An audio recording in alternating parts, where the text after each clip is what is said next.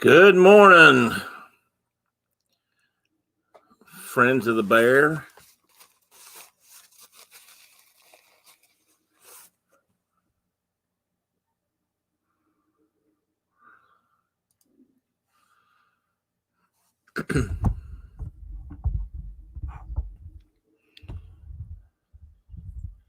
This could be one of those mornings when the bear doesn't have any friends.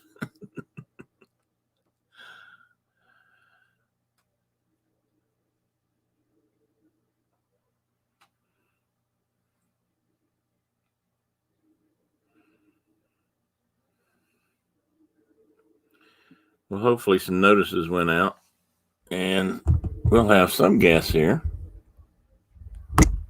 If not,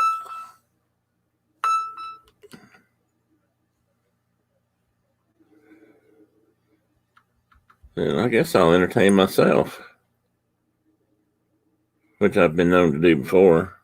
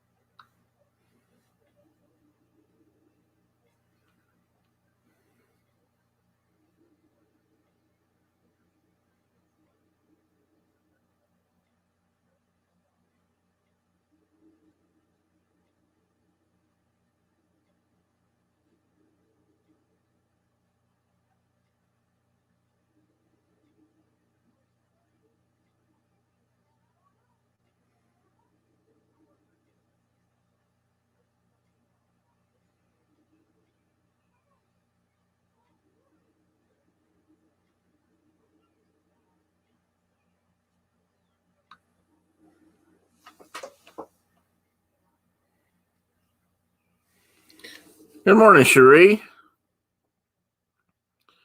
Well, good. So no rush, and just whenever you're available, and you can stay as long as you can, and leave when you need to go back to work, and that'll be fine. I'll be getting along probably just dandy. Tried to get my wife to join me this morning. She laughed. She has to put up with me every day, so I guess she doesn't want to put up with me on Saturdays too. That's possible anyway.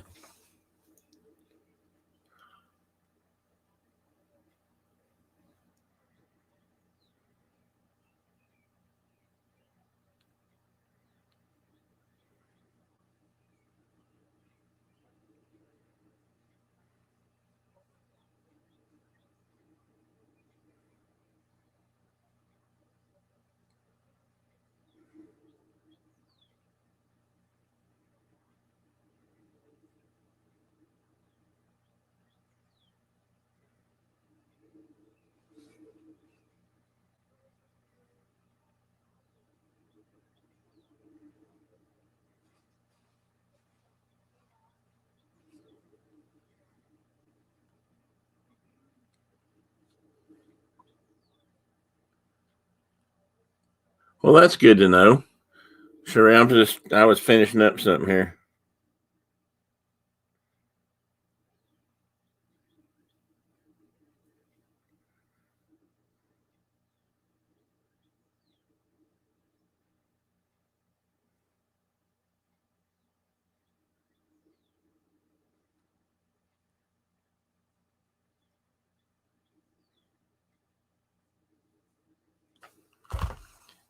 So how's work going, Cherie? You feeling okay today?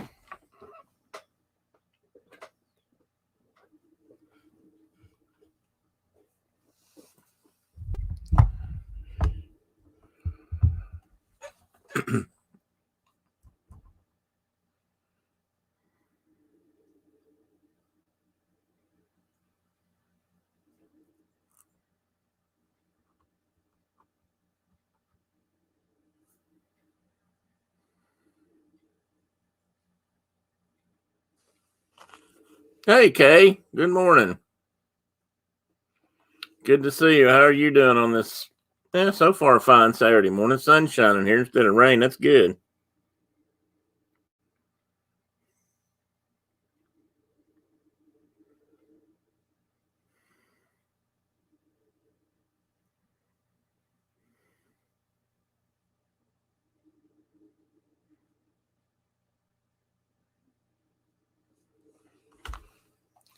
Tina McNeil. Good morning, Miss. You're always watching. Good for you to join us this morning. I hope your Saturday morning's going well so far. I was going to wait to see if a few other people showed up, and I'm doing okay. I had kind of a off week. My leg's been just really bothering me a lot this week, so I'm hoping that that's not entirely a bad thing. I hope that means I'm just getting more feeling back in it, but it was cramping a lot and hurting. It don't feel too bad this morning, so hopefully that's a good sign. But other than that, I'm feeling a bit better.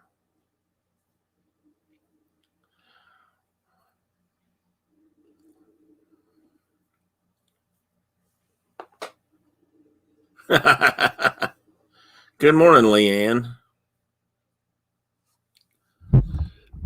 Well, it's turning out to be one here too, Tina. I wasn't sure if it was supposed to rain today. I know it's supposed to start getting hot. Morning to you too, Miss.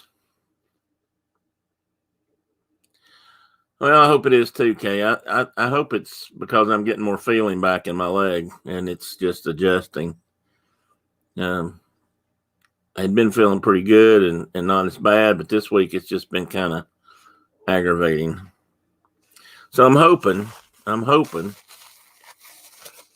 that it's going to ease up some, maybe this week. I've been actually moving around the house a little bit more and a little bit easier. So that's a good sign. I attribute that to the water therapy. I think the water therapy has probably helped me more than anything.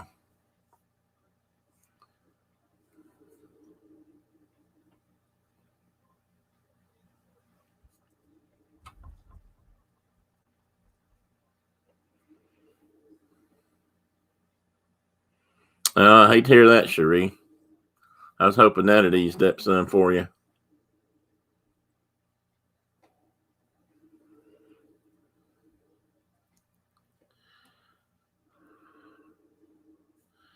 I guess a lot of us have our aches and pains to deal with. Unfortunately, I know for me, I just kind of feel like I've kind of worn parts of me out over the years, so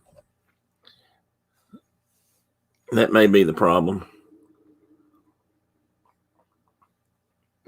or at least part of the problem.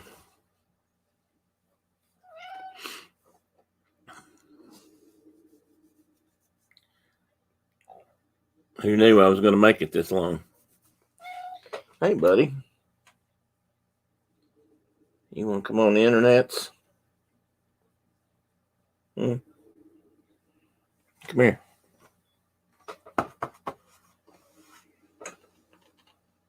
Come here. Come up here. I have my guest host or my show host here if he decides he wants to come on. Come in. There you go. Come here a minute. Let everybody say hi. Say good morning. No, you always want to hide your face, don't you?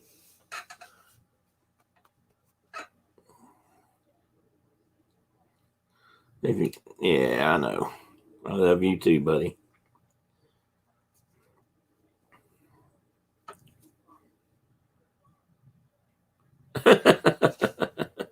Patch and patch again. Sometimes I kind of feel that way, Tina or Kay.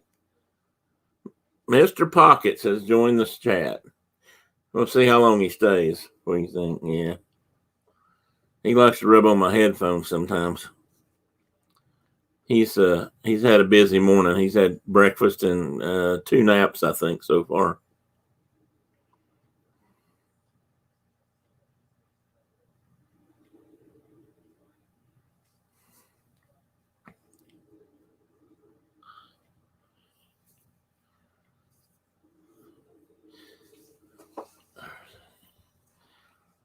Well, that's true too, Leanne.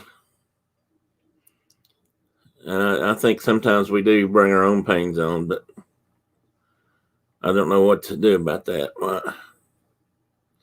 He does take up a fair bit of real estate. He has his own chair, and he has a pretty good sized bed, don't you?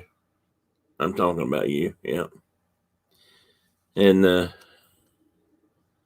yeah, he gives me headbutts. My older cat gives me headbutts all the time, but this one does too. But this one, he likes to have his ears scratched, and I've started, kissing on the back of his ears, and he likes that. So he puts his head up against my mouth, and that means he wants kisses.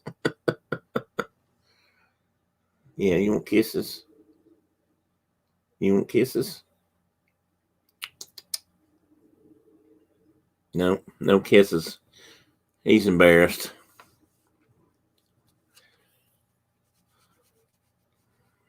Sweet boy. He's a good boy, though. He was up playing soccer half the night last night. Brenda said he didn't wake me up. He woke her up. He loves to play with aluminum. Since he was little, he anytime he found a piece of aluminum in the floor or something, he'd play with it. So she got to where she'd roll up scrap aluminum and stuff into a ball, and he'll just back that thing all over the house. And yesterday morning, I got up and it was down here. He brought it all the way down the stairs. And sometimes he takes it back up the stairs and plays some more up there. And then apparently he found a golf ball or some kind of hard ball, because she said he was rolling it around on the kitchen floor, which is linoleum. So she could hear it. That woke her up.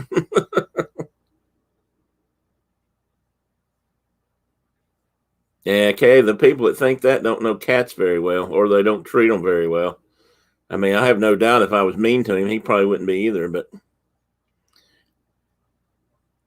they just, they respond differently. I have to admit, they're not like dogs, that's for sure. But they certainly can be affectionate. I mean, I've had cats that would just, walk around with you all day long if you let them. He is kind of when he wants it, but when he wants it, he wants it. Right? Couple cats before him, we had a female calico, and every night at about 8 o'clock, she'd climb up on my shoulder and fall asleep, and she'd stay there most of the night until I got up to go to bed, or she would sleep with me if I slept in my chair. I slept in a recliner a lot back then, that I couldn't sleep in a bed, but she used to stay on my arms all night long. And then we had another black cat that was another biggin boy, and he was about the same way. He got to where he'd come up and curl up and go to sleep and stay there as long as I'd let him. After a while, though, I got tired. Didn't get tired of him. I got tired. Sometimes I'd get tired of holding him because he weighed almost as much as this guy. He was another biggin cat.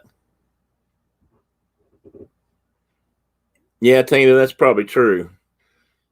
Cats definitely are operating on their rules and their terms. Dogs are, they are affectionate on ours and theirs too. I guess they kind of mix them. No nap. No nap. He's pretty calm this morning. He usually doesn't hang around very long. Good morning, Dawn. Hitchhiking and Bones is in. Welcome. Good to see you. Let's see here. We in the chat this morning. We've got Surfer Girl 326 Cherie, and we've got Kay Atwood, Tina McNeil, DCS, the always watching one. We got Leanne Sherbick, and now we've got Dawn from the Hitchhiking Bones. And if I miss somebody, throw something at me. She said, "Howdy, Teddy," from Texas. He said howdy, but that's about it. He's been kind of he's been kind of a stick in the mud this morning, but at least he's hanging around for the show. Cats are funny though. I had a baby duck.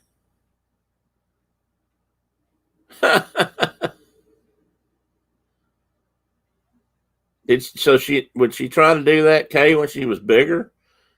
I mean, she tried to get up under your hair then. I know a little bit about ducks and baby ducks. I'd be a little concerned she might, do something down the back of your shirt, inside or out.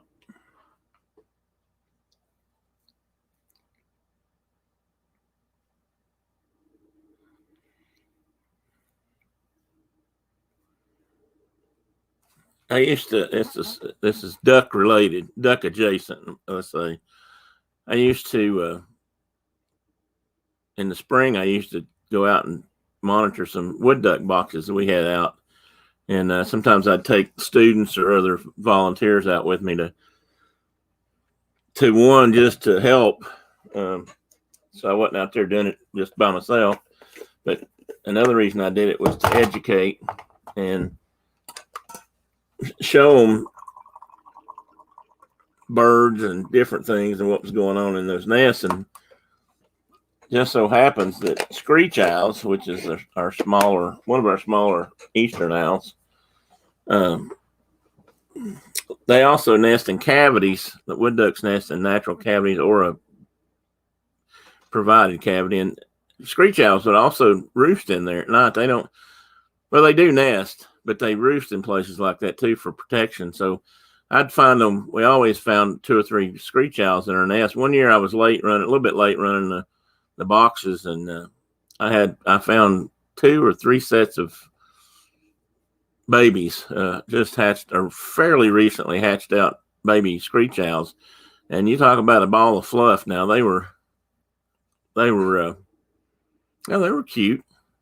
I usually wouldn't bother them. I'd usually let them stay in the box for the time being. What I was supposed to do is clean out the box, make sure it had some fresh bedding in the bottom, and then the ducks, if they use them, will come along and fill them full of down or other things. But the screech owls like them a lot, so you usually find a lot of feathers and things from what they've been eating. They like to eat cardinals and things like that. And but these little babies, I would get them out sometimes and let the students see them. And of course, everybody just thought they were the neatest things. I have picked up the full-grown screech owls out of the boxes. Sometimes you'd open the box and they just sort of sit in the corner, almost like, with their eyes closed, like, if you don't see me, if I don't see you, you can't see me. And then I could pick them up and release them or show them to the students. So that was always a big,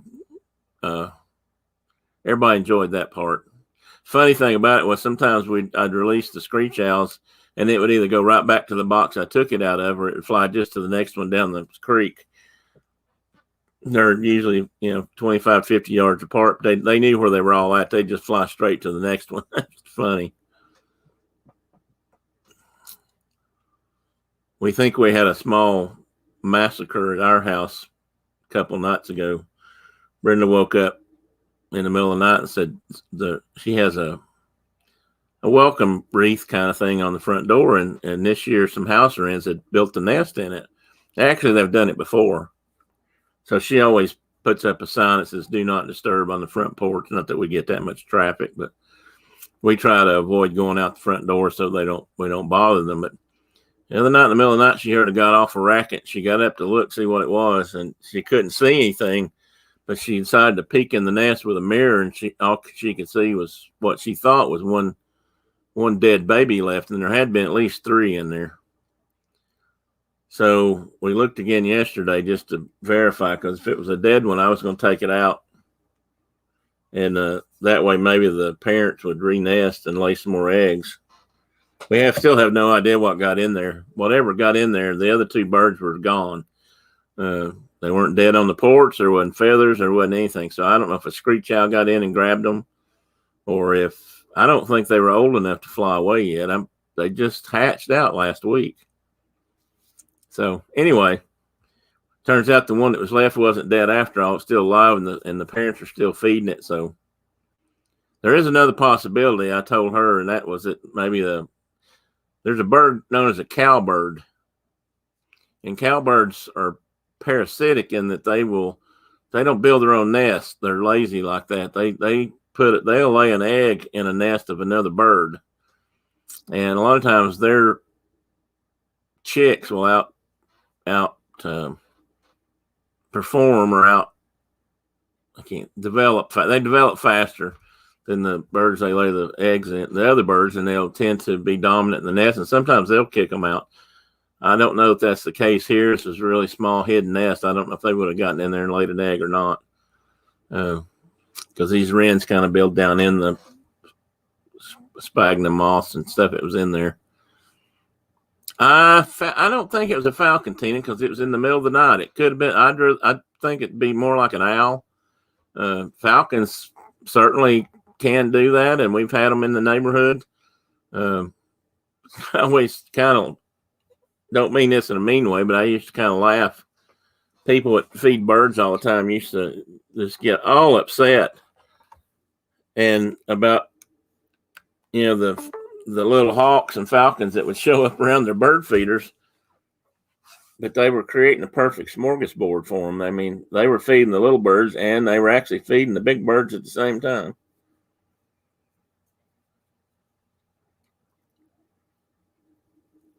Yeah, it's usually sparrows, and they will put them in like robin's nest or something from time to time. So I don't really think it's a cowbird chick. If I can see it as it grows, I'll know, because it'll be a lot bigger than the parents pretty soon if it is. But I hope it's not. I'd hate to. I won't even tell you what I'd probably do if it was, but yeah, they don't generally. I mean, they might if it was bright enough, sun and moon, but usually not. But we do have screech owls around here, probably more than we know, and they very well could take a bird. They do prey on small birds, and like I said, I used to find a lot of red feathers in their nest when I would clean, or in the wood duck box nest when the screech owls were using them, and they definitely did feed on that kind of thing. I don't know if they particularly didn't like bluebird or blue jays and cardinals, but that seemed to be what we found most of the time. But that's nature.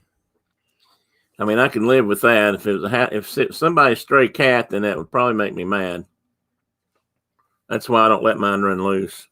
And I don't want to start an argument. I know a lot of people, cats like to be out, and that's your choice. I just don't let mine run loose, and that's the biggest reason. Well, that, and I don't want them to get hit by a car, but.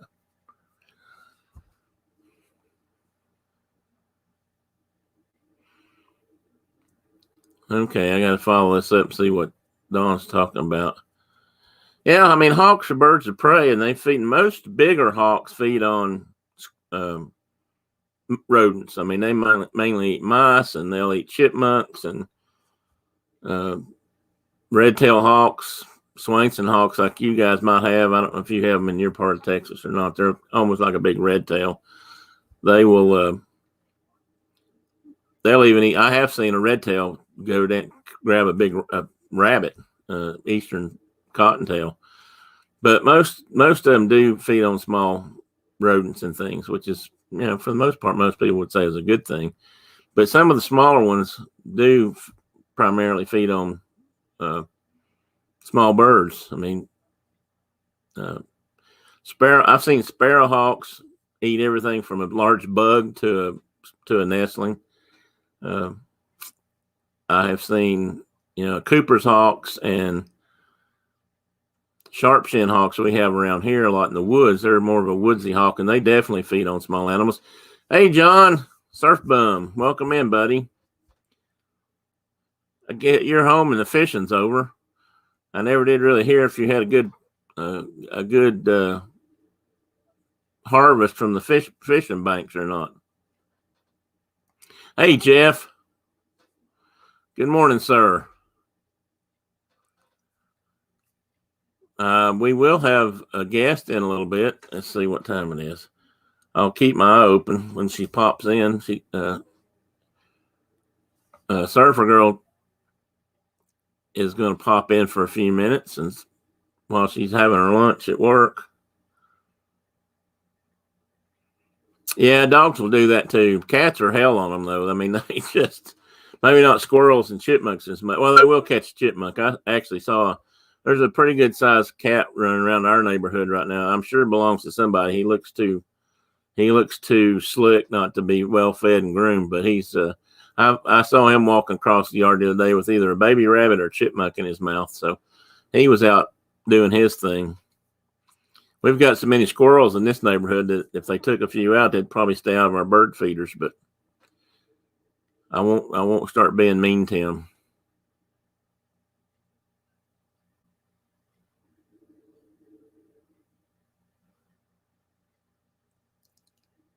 Farther Skyping, I missed that.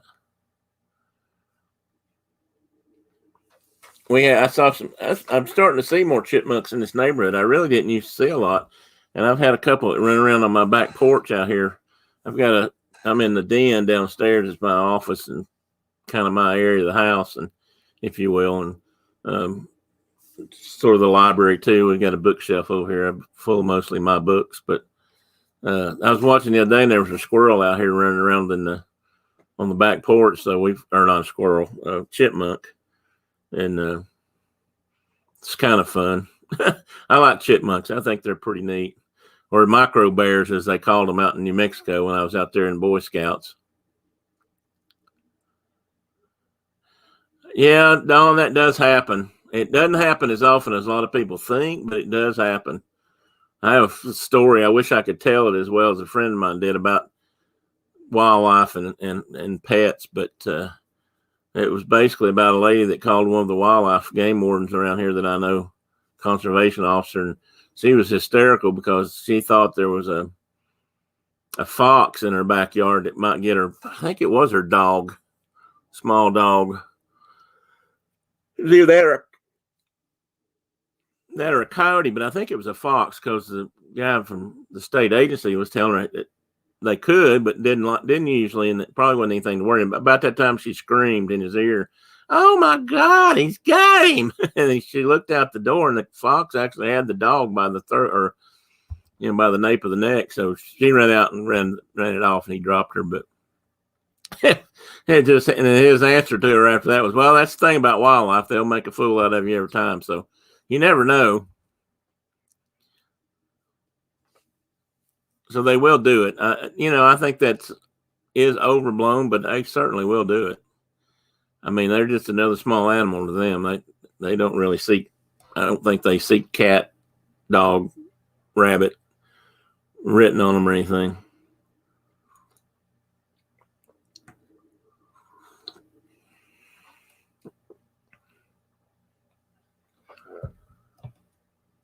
Yeah, they'll do that, Kay. That's a bad thing about cats. I mean, they're a little bit like weasels. They'll kill everything in a nest if they get a chance. We had a small dog years ago that was bad about finding rabbit nests. Rabbits don't build a nest per se, but they'll have like a hollow in the ground where they've mashed the grass down, and they'll give birth to their young, and then wild rabbits pretty much leave their young and go. Young rabbits are pretty much on their own from nearly the beginning. Anyway, she would find a nest and come carrying a baby rabbit up through the yard or something. The cat tried to take a possum. Now, was it a full-size possum? Was it a grown possum or a small one? Okay. Because that'd be a full-size possum would probably be a tough kill for a cat. No, they sure don't see pet, Tina. You're absolutely right.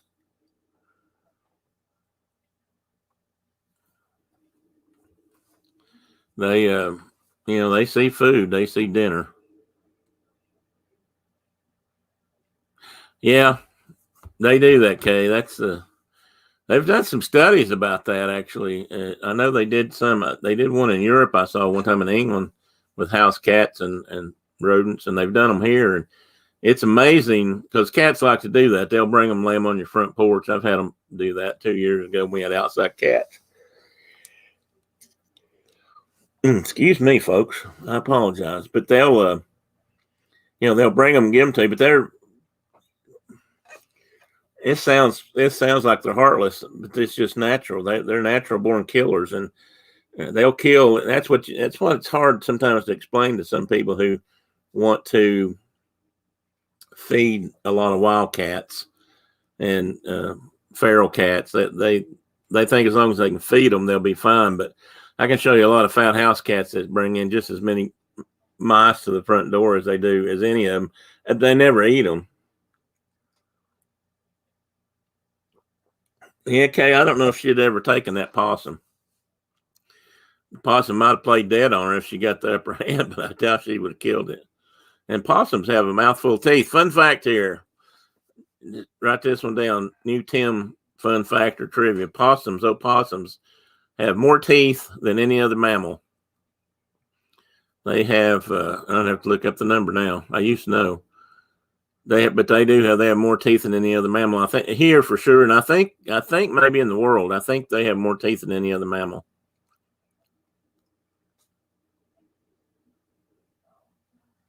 Well, that could be, Kay. I'm sure they probably think that. Most of us are bad hunters compared to them, even if we try.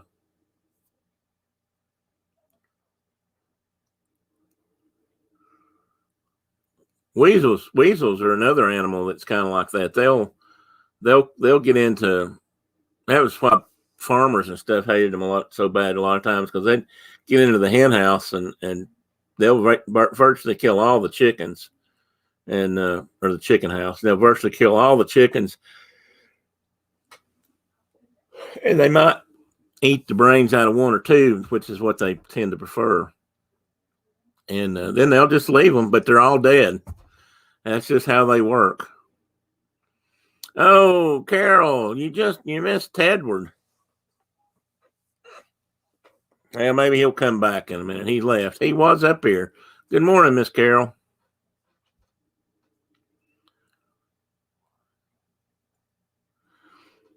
He'll probably come back in a few minutes. He actually hung around for a few minutes. Maybe he was looking for you.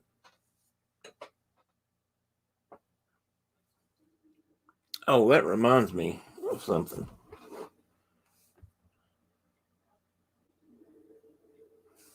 Tell you what, don't anybody go away. I'm gonna stop the camera just for a second, and I'm gonna grab something.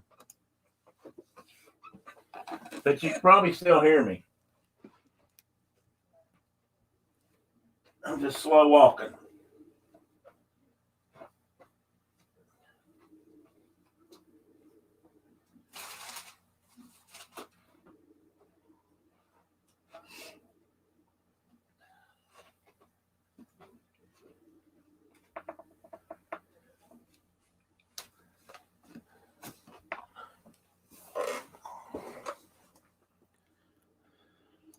Okay, I'm back. I could have left it on, but it's hard for me to get up, so I guess I'm just didn't want anybody to see how gimpy I am. But I had to walk across the floor just a little bit to grab something. I'm going to have a giveaway, I think, and I'm probably not going to do it this morning because I hadn't come up with a plan yet for what kind of contest to run. But I got this shirt. I ordered this shirt, so it wasn't a freebie or anything like that. But most of you know that my favorite coffee is Death Wish coffee. It's on the logo right here. But I ordered this shirt because it was a special shirt. It says broke, not busted. Death Wish coffee. And what it's about, and it just shows all kinds of things from bones to different kinds of tools to weights to hammers to, you can see just all kinds of stuff there on a knife, a shot glass, or not a shot glass, but a whiskey glass. And all the money that they got for these shirts, 100% of it went to helping small businesses recoup from being out of work for so long during COVID. So I thought that was a good reason to buy one. And I ordered it, and it's a big shirt, although I suspect it's going to shrink because of the material. and I'm afraid it actually won't fit me once it does. Or it's short. I like long T-shirts, and this isn't very long, so I thought maybe I'll just give that away to somebody. And so I'm going to come up with a good reason. I've actually got 2 T-shirts.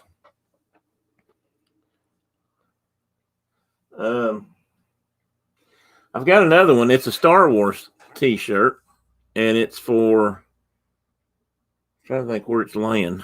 I thought it was right here too. Can anybody tell I wasn't totally prepared?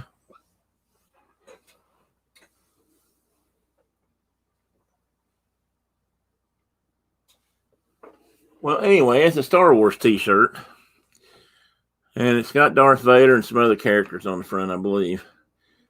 And we think it might, and it's like brand new. In fact, it may be brand new, and it's been washed and all that. But we think it might have been my my daughter says it wasn't hers, my youngest daughter. It probably fit her. It's like a youth large, but I know some smaller women can wear that, and smaller guys too, I guess, for that matter. I've never been a smaller guy, so I don't know. But I can't wear it. Brenda can't wear it. Apparently Kelly doesn't want it or can't wear it anymore. So we think it might have been her first husband's T-shirt, because he was a small guy. And it's gray, kind of like this, and I'll find it eventually. But I'm thinking about doing something with that too. I figured it's a Star Wars shirt. Somebody out there would like to have it for their young lady or young gentleman that would like to have a Star Wars shirt, or to anybody online that can wear it. When the time comes, I'll get it out. Like I say, it does say it's a large, but I'm sure it's a youth large, because it certainly wouldn't fit me. Well, large probably wouldn't fit me anyway, but.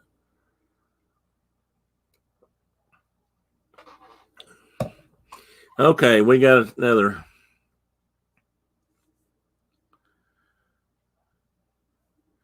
And Hitchhiking Bones and Who K and whoever's talking about, I don't have a problem with that either. Cats raised we used to have farm cats, or my grandparents did. They always kept cats out in the barn, and that's the very reason, to keep rodents out. Well, either cats or rat snakes. My grandfather liked to put rat snakes in his barn, but he had cats too. And of course, every once in a while, the rat snake will eat hen's eggs if you've got chickens. But let me read this, what Kay put in here.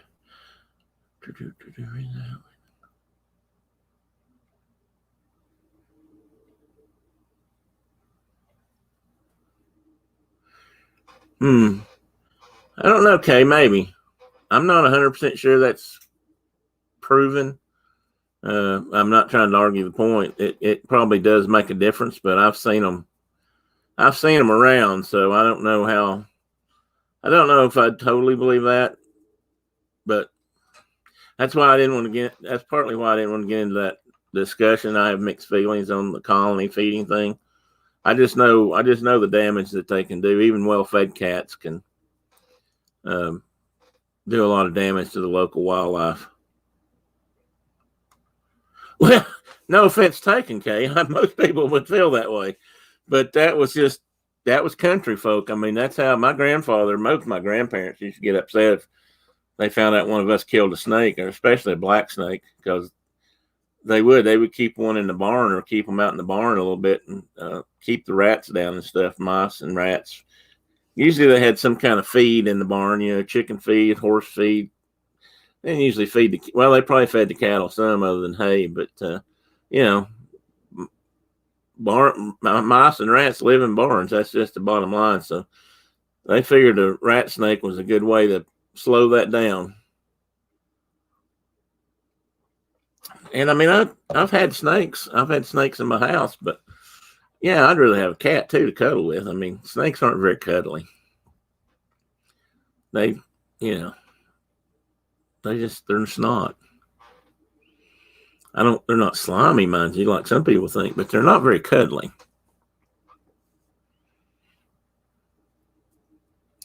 So anyway, maybe you guys can give me some ideas later and you can send them to me or something. I'm going to come up with some kind of a giveaway scheme to give away this shirt, I think, one morning, and maybe probably that Star Wars shirt too, for sure. I wish I'd brought that in here. I know it's laying here somewhere because I was going to show it one other time. I don't think I ever did.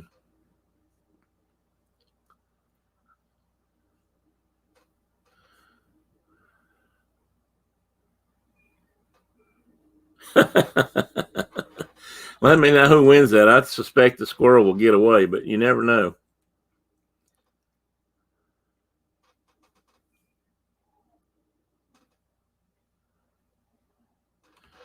Yeah, that could be Kay, but they don't always show it either. But I hope you're right. I hope they're not hunting because like I said, they can do a lot of damage to the wildlife population. A lot of people, a lot of times they don't see it, so sometimes it's hard to. Now I don't want to say prove. Hey, I'm not trying to argue with you about it because you might be right. If they're in a neighborhood, they may be enough people around and well fed enough that they don't bother. But as a rule, cats are pretty ruthless when it comes to catching small stuff. Well, back here, Tina, in this part of the country, some people actually used to hunt squirrels with dogs, usually small dogs, and they actually breed squirrel hunting dogs back here. Most of the ones I've ever seen are what we call a feist dog or just a mutt dog. And they'll run squirrels, and the whole idea is they'll run them up a tree and then they'll stand and bark at them.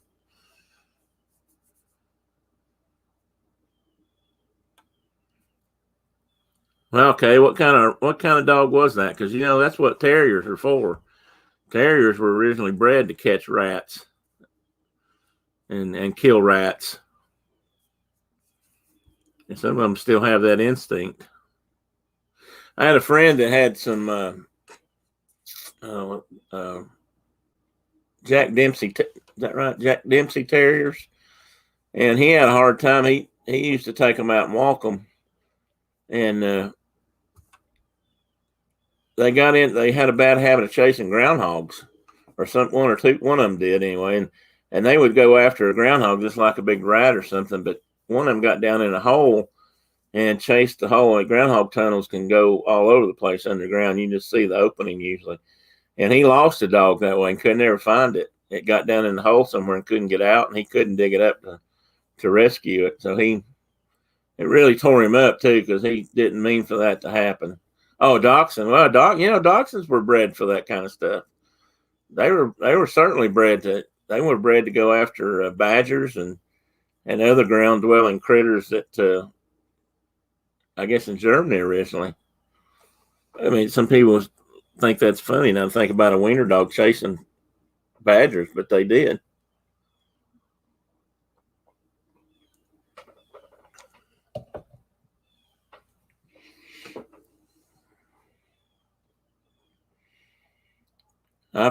We've had a couple different dogs, and since we were married, we had that small sort of a cockapoodle mix that really looked more like a miniature Labrador, and she was just about yay big. Pepper. We had her for about 16 years, and we had a Australian Shepherd, which I was really fond of, and when he passed away, I had a Siberian Husky, which was just a gorgeous, fun-loving dog, although he was stubborn as a mule. But he was a fun dog, and he got sick, and we had to put him down. So we haven't had a dog since then. We haven't really been able to we could now, but for a long time we were in apartments when I was going back to school, so we really didn't have a place for one.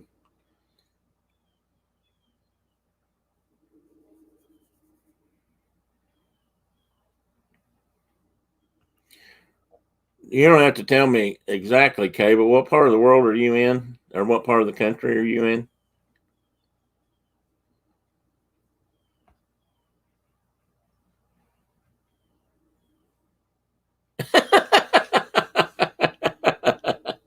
Tina, neener, neener, neener. Yeah, squirrels would do that. That's why every once in a while, squirrels need to get nabbed, or at least some fur ripped out of their tails.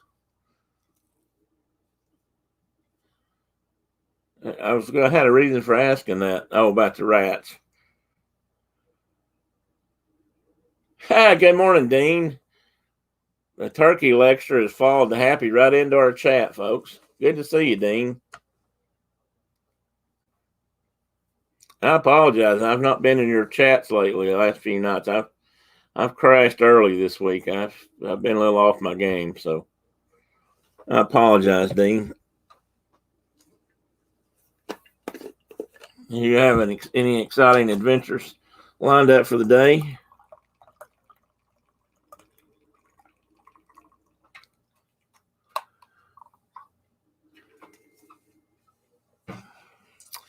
Folks, hang on just a minute. Let me check on something.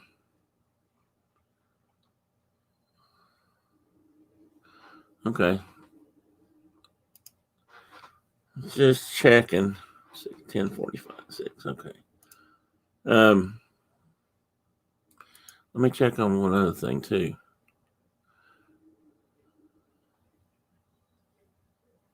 Yeah. Okay. I just make seeing if I was pretty sure Coffee and Contemplation wasn't on today, so we're good to go. So, in case you don't know, if anybody can hang around, I usually hang around till at least noon on Saturdays when Coffee and Contemplation is not running. There are some live streams going on today, so I'm sure some of you are either multitasking or will probably jump off to see that if you're not already doing something. Oh, I know something else I was going to do today. I was going to, and I got this idea from you, Dawn, kind of, I guess. It popped in my head, and then I realized, oh, Dawn does that. So I was kind of looking up things that happened on this day. And, this day was almost a sad day. Of all the things that happened, it seemed like so many of them were not, I'm sure there's a list of fun stuff out there, but just as an example, in 1967, today was the day that the 6 Days War started in the Middle East, between Egypt, Syria, Jordan, and Israel. It's also the day that American author Ray Bradbury passed away. I don't know if many of you knew this, but Ray Bradbury was also a big Walt Disney fan. He did an opening. He wrote some things in opening for Walt and a book or two about Walt. And I always thought that was pretty cool that somebody that wrote science fiction the way that Bradbury did could also, find a lot of pleasure in the philosophy and ideas of Walt Disney. I thought there'd be like more birthdays and things, but this was the first day at 1981. This was considered the day that AIDS was actually reported for the first time. That's not fun. Maybe one of the more promising things was this in 1947. George C. Marshall advanced the Marshall Plan idea for helping Europe rebuild after World War II, which was a good thing.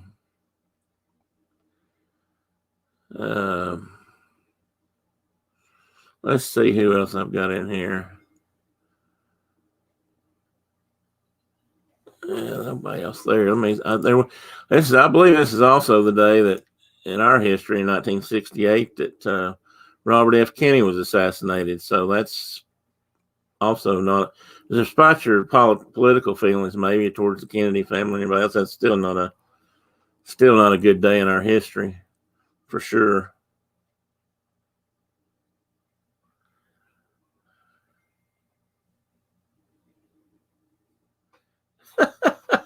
How far apart are they, Tina? I'm just kind of curious. Oh, Dean, you're working today. You must not be in the window right now, though, correct? Oh, you got to get ready in a few minutes. Well, I'm glad you had time to stop by.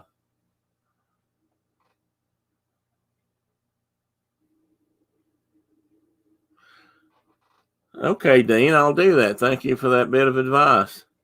National Day Calendar. Okay.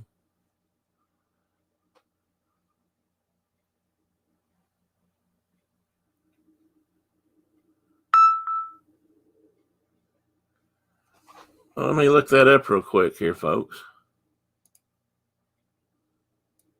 I just looked up on this day to see what would pop up.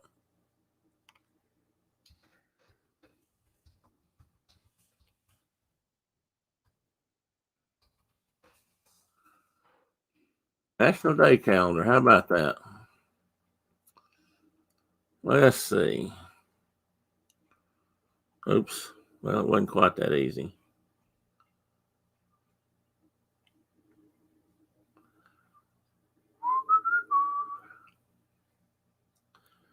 Am I going to have to sign up to get this?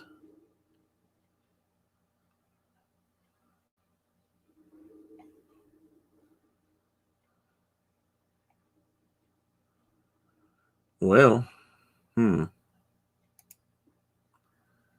Today's National Day lists.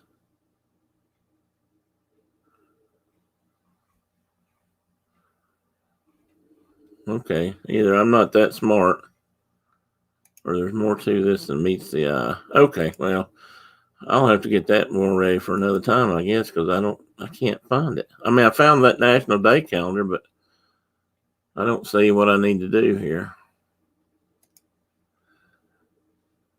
Okay, I have to register, but I have to pay. All right, Tina, 6 feet. I was wondering because I was curious if it's close enough to grab. If the squirrel turned its back on it, I was wondering if he could reach out and grab it real quick. Oh, the squirrel feet.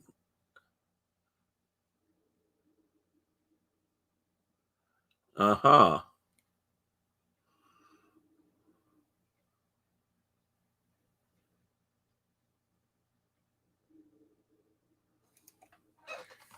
Okay, that's fine, Cherie. That's fine. I'm doing okay.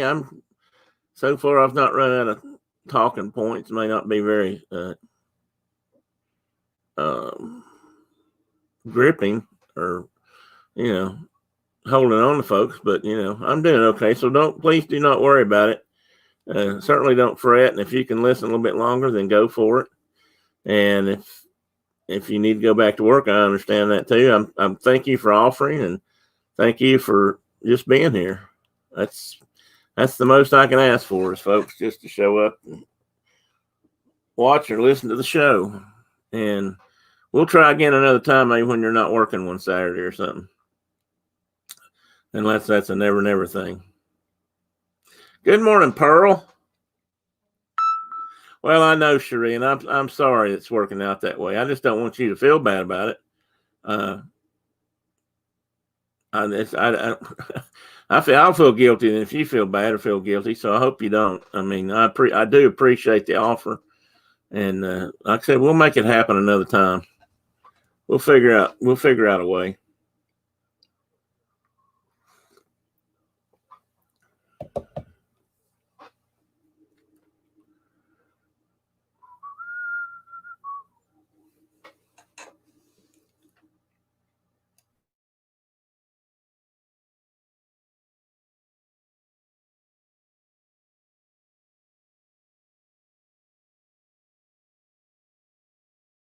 Sorry about that. I was trying to see if Teddy was around. Well, Carol's still here. She did not get to see him. Okay, sure. We'll make it happen.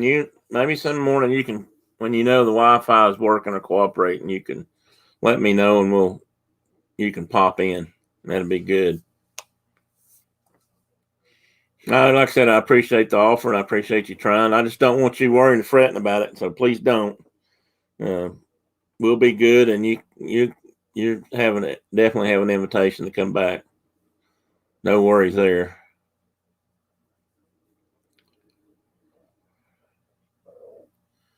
Okay, Dean. Thank you. Dean has been very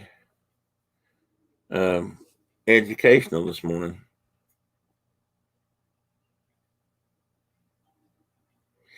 Oh, Carol, I missed that. I'm sorry. I didn't think you had popped in yet. Well, you know what? We're going to talk about this Teddy Instagram thing a little bit. Now that you brought it up, I think that little devil's going to outpace me. I think he's almost got more people now, followers, than I do. I mean, what's up with that? I know he's cute and all, but come on.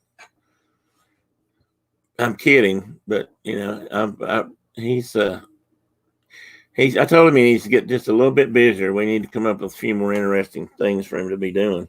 I wish I could have caught him this morning on film. He was playing with sister, and they chased each other through the house. And so we have these cat toy enrichment devices, whatever, that they've both played in or on or since they were little. And one of them's just a board. It's bent like an S. It lays on its side so they can go under it or over it. It's got carpet out so they can scratch on it too. And then we've got a tunnel that's about 4 feet long and probably a foot in diameter, maybe a 10 to 12 inches in diameter. And they can run through it. Chloe will get at one end of it and she'll wiggle her butt and then boom, she launches out of it like a missile. And she always launches out of it when there's somebody walking by that's unsuspecting. She is sneaky, that girl. And she'll wait till she sees one of the other cats out there, especially Simon or Teddy, and she'll launch through that tube. And she's quick, and she bangs into them so hard before they even know what's there, and she hits them and bounces off, heads the other way. But this morning I looked over and she had her head through the little S-shaped thing, which is a tunnel about this long, and Teddy was at the opposite end of the big tunnel, and they were gonna, I don't know exactly who thought they were gonna get who, but they were both sitting there ready to launch, and it was just funny. I wish I could have caught it on film, or not film, pardon my age, caught it in on a video chip of some sort.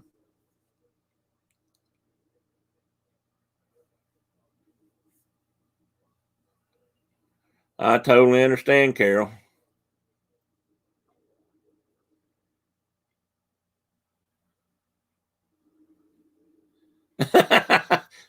Oh, thanks. I think that's a thank you, Pearl. I need to move over. That's an eagle. That's my Whiskey Rebellion flag. I left it up today. I had it on the other day for when I was on Dawn's show, Hitchhiking Bones last Tuesday, which was a lot of fun. I really appreciate that. I think hopes she's still here. Her and Jeff, her and Will actually. I really enjoyed that. That was a fun interview, and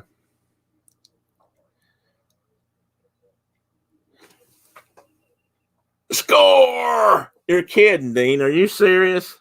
Today is National Moonshine Day and National Black Bear Day, or are you just pulling this bear's leg? Because you know what? Bears don't like to have their legs dirt.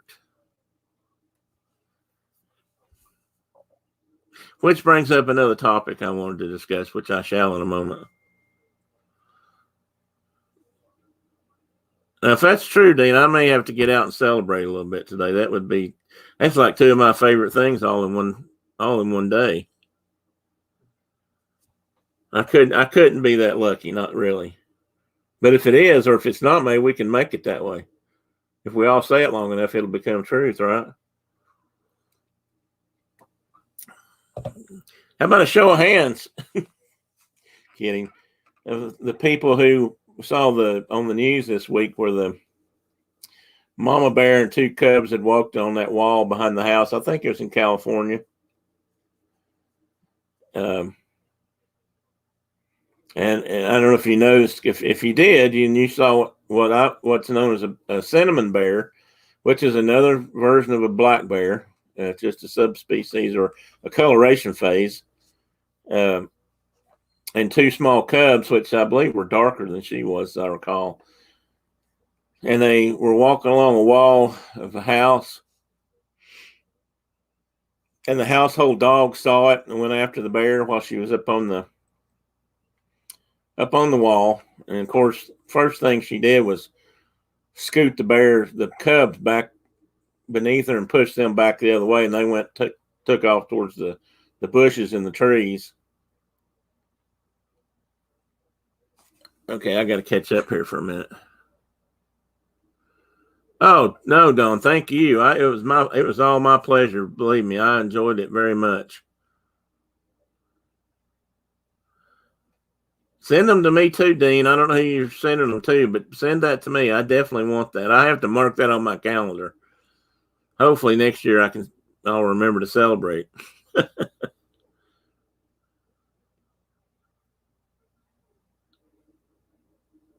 Okay, we're talking about dogs being embarrassed. Yes, that was Carol. It was something else, and the girl, the young lady that reacted and pushed the bear off the wall, was probably full of adrenaline, and she thought. And I'm not going to say, well, she probably shouldn't have done it. I mean, I have to say that as a professional, but I mean, I get it. I think other people would have too. But here's the real key to that to me, and she wouldn't have known this, but chances are the bear wouldn't have come down after the dogs because the dogs really couldn't get to her. Her main concern would have been protecting her cubs. Dogs actually, as a rule, dogs actually put the fear of God, so to speak, into bears. They don't like dogs as a rule. They will, if cornered, and she was kind of cornered. They will fight off a dog certainly, and but dogs tend to, they don't. Yeah, I don't know if it's just the noise or what, but um, I've never done this. Probably wouldn't do this, but they used to hunt bear with dogs in this part of the country, and some of the best bear dogs people used to have were what they call feist dogs, which were small dogs that were just, little dogs have this attitude and they're usually not afraid of nothing. And that was part of her problem. She had two little dogs and one bigger dog. The bigger dog went over and got swacked once, and I think she left. But the little dogs were right all about, let's get this bear kind of. And she got a hold of one of them by the collar or by the harness or whatever she had on. And she might have chomped her. I won't say she wouldn't have if she got her chance. I mean, the dog was threatening. Let's face it, and the bear felt cornered. So there's nothing, as everybody knows, there's nothing more ferocious probably than a mother bear. But chances are the dogs would have run the bear off, and she would have turned and ran and gone with the cubs anyway. But I wonder. I was thinking about this. This is probably silly, but I wondered if that girl actually remembers what that bear felt like. If she pushed it, she remembers the fur. I mean, that was a pretty slick looking bear. And when I say slick in this term, I mean the fur looked really good. It was well fed, which is usually go together. Sometimes bears, when they're not having a good year, a good season, they'll look kind of mangy and scraggly, hair falling out, just like most other animals, I guess. But when I know up here when a black bear is really well fed and fattened up, like for the winter, their coat gets real shiny and pretty, I would say. But they're handsome. But that bear looked pretty healthy, so I know it wasn't really there. It wasn't really after the dogs for anything like food, certainly, but it probably might have got into trash cans. If it's hanging around that close to houses and stuff, they've probably been into trash cans, which is a bad thing. But I thought it was kind of neat how they were walking along that wall. And of course, every once in a while, they get into swimming pools and stuff too when it's too hot. Bears don't mind water a bit. In fact, they like it. Well, Dean, you didn't have to tell me that part. National Veggie Burger Day. Okay, well, I can live with that. Doesn't mean I have to eat one.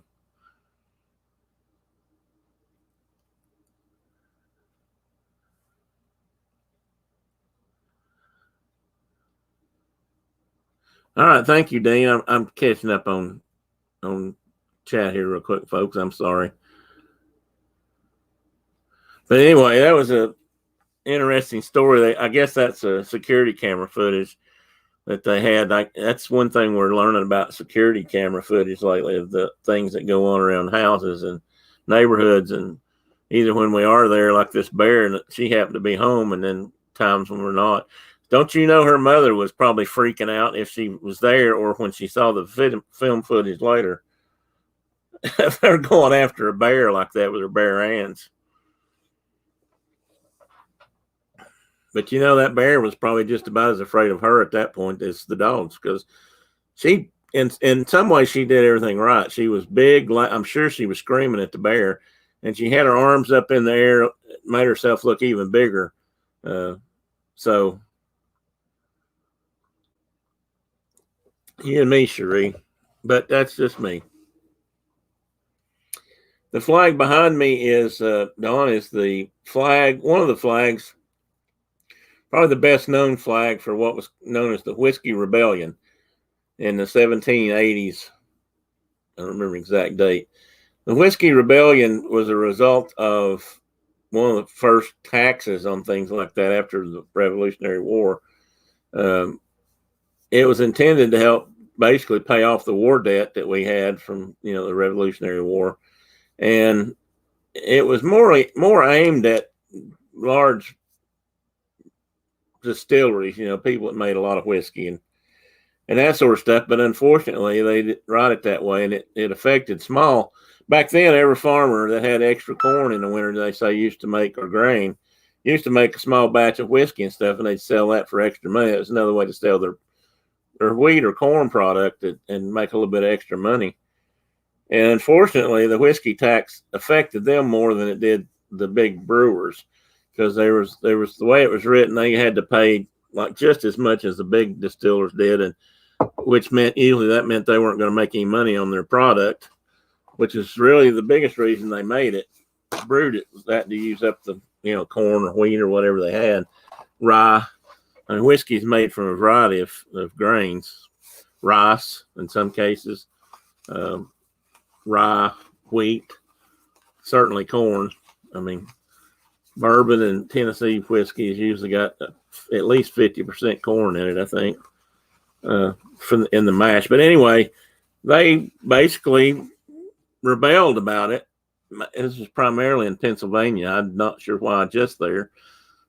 Maybe because that was closer to the rest of civilization back then, the United States, or what was, well, we were the United States by then.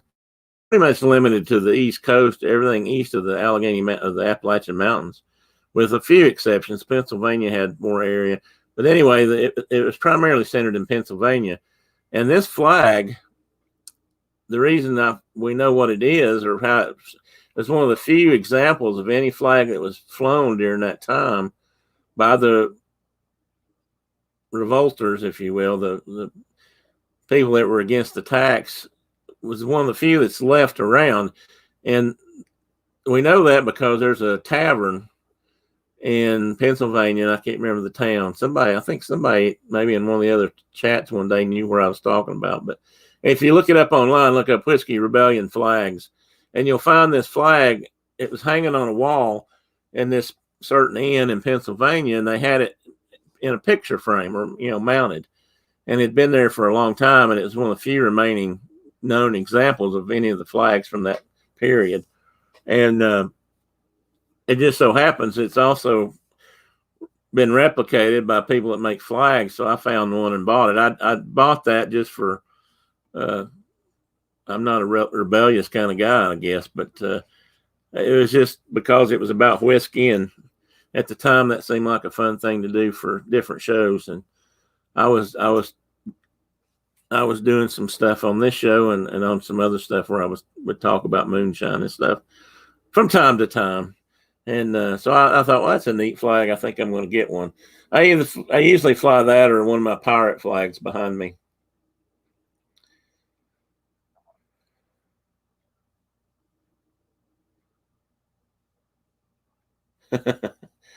Oh, Carol.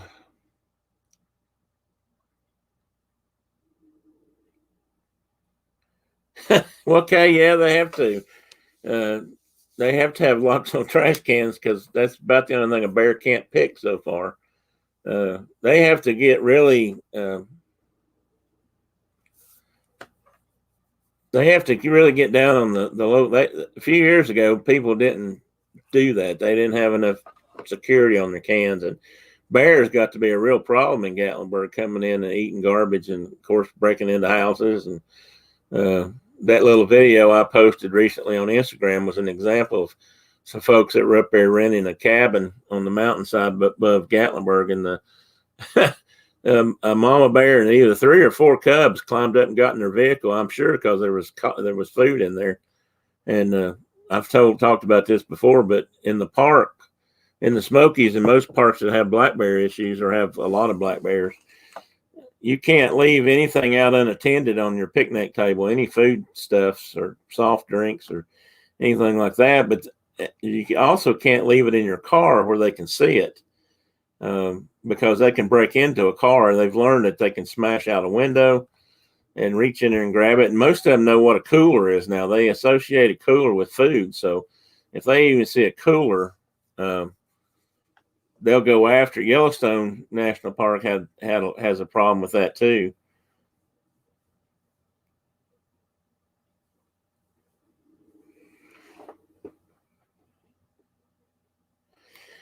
So what I was getting at was until just a few years ago, they didn't really make people protect their garbage as well as they should. So they had a lot of bears coming into town, and they finally got after them, and I guess started finding people if they didn't. But they finally got most people up there convinced that, having trash cans that bears can get into is not a good idea, because once a bear really starts finding that as a food source, they'll keep coming back until they end up getting in trouble. We had that problem on a couple of campsites we had when I was with TVA, and we had to go in and put in what we called bear cans.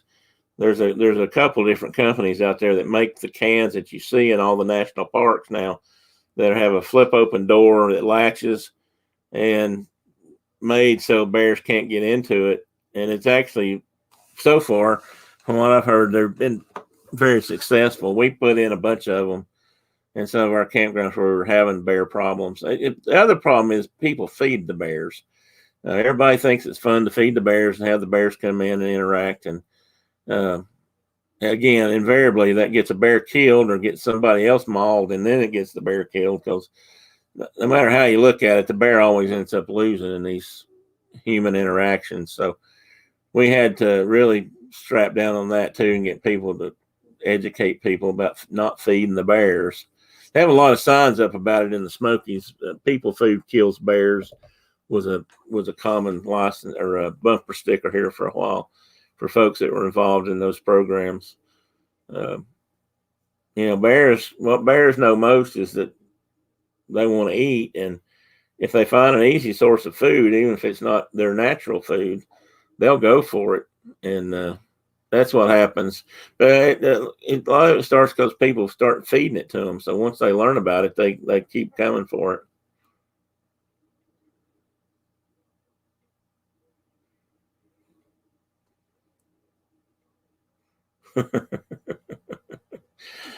Well, Carol, I'm going to say this about that: to each their own. If you like them, then go for it.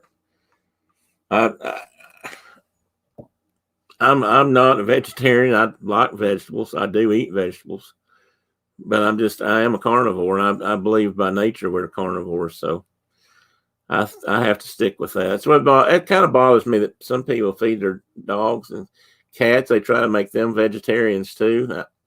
I'm not picking on anybody, but I've seen it. You see a lot of dog food and stuff that advertises what all vegetables they have in it, grains and whatnot, and it's not really what dogs eat either. Dog systems are designed to have meat. Now, they'll eat anything, but they are carnivores by nature.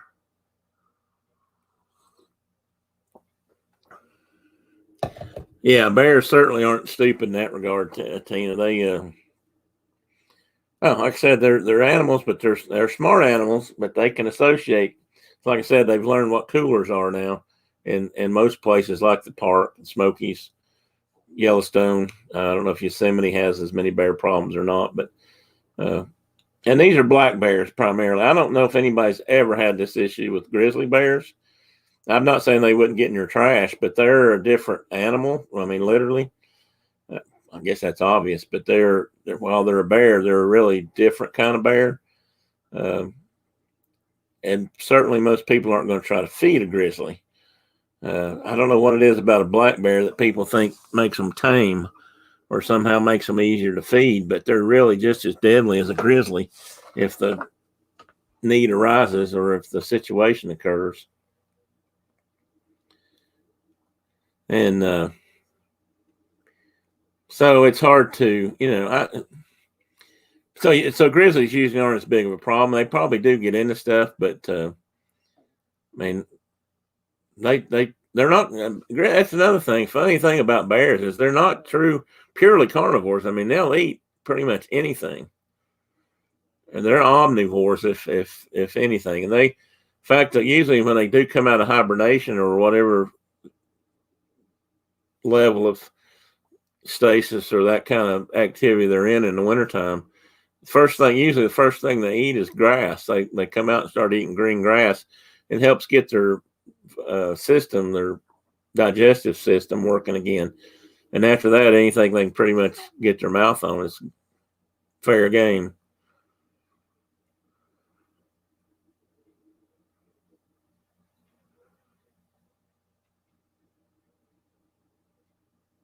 Yeah, that's a great road, Kay. Um, I used to love to ride that road up my motorcycle and in a car, for that matter. We used to go to the Smokies, wow, a couple times a month. And back when I was able, we used to hike a lot in the park. Um, Myself and three or four other guys, we used to have what we call, kind of got the nickname, what do we call it? The jerky and hooch, or hooch and jerky hiking club. One of us usually took a bottle of wine or something and beef jerky. At least we did once or twice, and after that, the name stuck. But we used to go in and hike, you know, anywhere from 5 or 6 miles to 15 or so miles a day up there, just to just to be going. And my wife and my kids and I, for a little while, had a short section of trail that we helped maintain or help pick up trash and stuff on, keep the campsites clean. But I haven't been able to do that in a few years, so we haven't done it, haven't stayed as active. But that was a lot of fun. I enjoyed doing that. And I enjoyed just being up there. It's a beautiful park. It gets heavily used. Cars are definitely an issue up there. The loop has gotten really crowded traffic wise. The loop, we used to ride the loop at least, like I said, once a month or so. And if for those that don't know, the loop is a section in the Great Smoky Mountains National Park that circles around what's called Cades Cove. It's really was a settlement area within the park boundaries, where there were some farms and things that are still there. They're not maintained, and the last vestige of that was gone just a few years ago. But there actually were cattle still in that part of the park for many years, because they'd made a deal with the owners of the property that they could continue to be there until certain members of the family passed away. And after that, they had to remove all that. So they were actually still living back there. But there's still cabins, and there's a lot of historical references and information. And it's a great place to see wildlife. There's always a lot of deer there. Occasionally there's elk down there. Bears are not uncommon. I had a couple of mink run in front of me one time on a bicycle. I've seen one of the first wild turkeys I saw in this part in Tennessee years ago was in there. Of course, squirrels, groundhogs, that sort of thing are common birds. A lot of birds, mostly hawks, red tails, and sharp shin and that sort of thing. But Cooper's hawks in the woods. But it's a really beautiful area, and unfortunately, it was also a really bad place to have bear jams, which is around here. That's what they call it, when a bear can be seen from the road and everybody starts stopping, and pretty soon traffic's backed up for miles because everybody got out to look at the bear, which is just part of the kind of life in the loop. But it does cause traffic issues, which causes a lot of idling cars, which probably doesn't help things pollution wise. But they've talked about putting buses in there, park off the loop and then ride a bus through and get off when you want to, get back on when you want to, kind of thing. We used to bicycle the loop. We used to get up early on a Saturday morning. You could ride the loop. They didn't turn cars loose till like 10 or 11 o'clock, so you could ride through most of the loop before the cars got in there and got bad. But it's an interesting, if you've never been, it's a good place to go. Oh, yes, Kay. I don't know, 20 miles by road if you drive. There's no straight roads here, so probably from the park, or at least sections of the park. It runs north from where I'm at. I don't live that far from Cades Cove. If you know where Townsend is, then we usually go in from that end of the park and go in and picnic and that sort of thing, hike. So yeah, it was sort of our park. We used to go a lot, and that's the thing. A lot of locals do go to the park or used to. The Great Smoky Mountain National Park has the dubious reputation of being the most visited national park in the country, and it's not that other parks aren't beautiful, or more so. Maybe I'm sure some would say the Grand Canyon is a much more awe-inspiring place, or certain parts of the Rocky Mountains. But it's just so close to so many people. It's within a few hours driving time of the whole eastern United States. So since most of the population of the United States is east of the Mississippi, it gets visited a lot. So, I still, don't get me wrong, I'd still love to spend more time up there. It's changed a lot. It's funny. It's kind of like Disney World in some ways. It's gotten busier. I'm not sure I'm not sure entirely what to think about some of that, or why it's so different. Because the population in the United States has grown, but the park's been there and it's always been heavily visited. But now it seems like it's even more so. You take Disney World, which is an entirely different kind of park, and it's busier now than they've ever been, or it seems so. It's kind of funny. We used to like to go in the park too in the off seasons. I love to go in the fall. Of course, if it's leaf peeper season, and you guys in the Northeast have this issue too, everybody wants to go ride through and look at the leaves when they're changing colors if we have a good fall. So that gets crowded. But in the wintertime and certain other times of the year, there aren't as many people up there. I used to get up and go up early in the morning and do photography. Go into Cades Cove, and you can find you a spot and sit and just catch all kinds of wildlife images. I have a lot of deer pictures and things I took in the park, and they're semi-tame in that they don't immediately run from you if you're just sitting still. And so I got a lot of close-up pictures of does and fawns and bucks and just interaction. I never have seen the elk up there, but I hadn't been up there lately. Most of the elk they reintroduced elk in the park a few years ago. And, oops, sorry about that, my phone. And most of them stay high, or they're going over. I'll take that back. I have seen them on the North Carolina side. They tend to go down on that side more, and I'm not sure why that is. It might be a little less travel, but I know the road that goes to Kay, or somebody was talking about going to Cherokee, passes by a bunch of open areas down through there as you get closer to Cherokee. And I have seen elk over there coming back through my motorcycle a couple of times. That does happen, Kay. The road across the mountain, especially Cherokee, gets closed pretty much every year. They keep it open more now because the rumor has it it's open now because of the casino in Cherokee. People are wanting to go there, and maybe the casino people help pay for it. They used to be one of the items that if the road was snowed in, they just left it because they didn't use budget for it. And if that road's closed, then you can't get to the other side unless you go way around the park, top or bottom. And that takes a couple hours longer than going straight through. And it's not nearly as scenic. But that does still happen. It certainly does. Let's see. Mini vacation. Carol, when was the last time you were down there? You said you used to go out. You like that area too. Have you visited very often?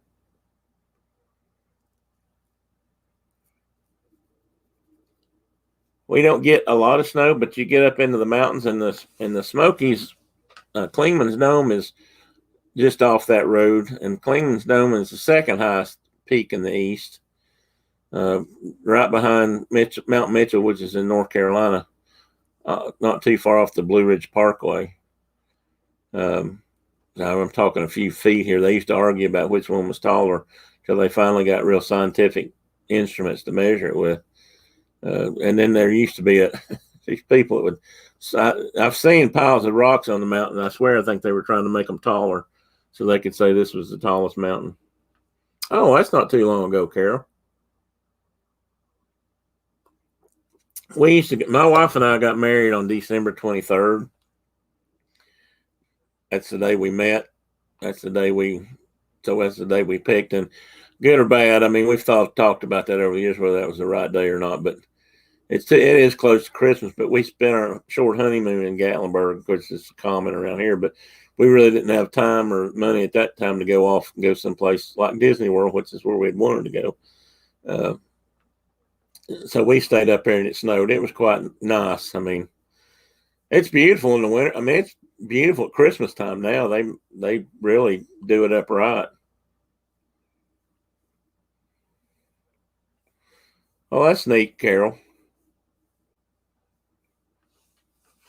I won't ask you your age, but how old are they? Are they I can't remember if they're married and moved away or if they're how old they are. Maybe they're not that old yet. You're not that old. We used to go groups at school. I've been there a couple when I was younger. We used to go down, spend the day in Gatlinburg, and the strangest things. That's which is another thing. I want to get back up there. You know, the sort of the unofficial mascot of the Smokies used to be, and kind of still is, was a black bear plushie that had a red collar on it. And I don't know where the red collar came from, but they all had a red collar and were little black bear stuffed animals. And I've got to go get one. I don't have one of those. I think I'm going to get one to put in here. Since I do kind of hang with the bear moniker, the relationship between my shows and the black bears. And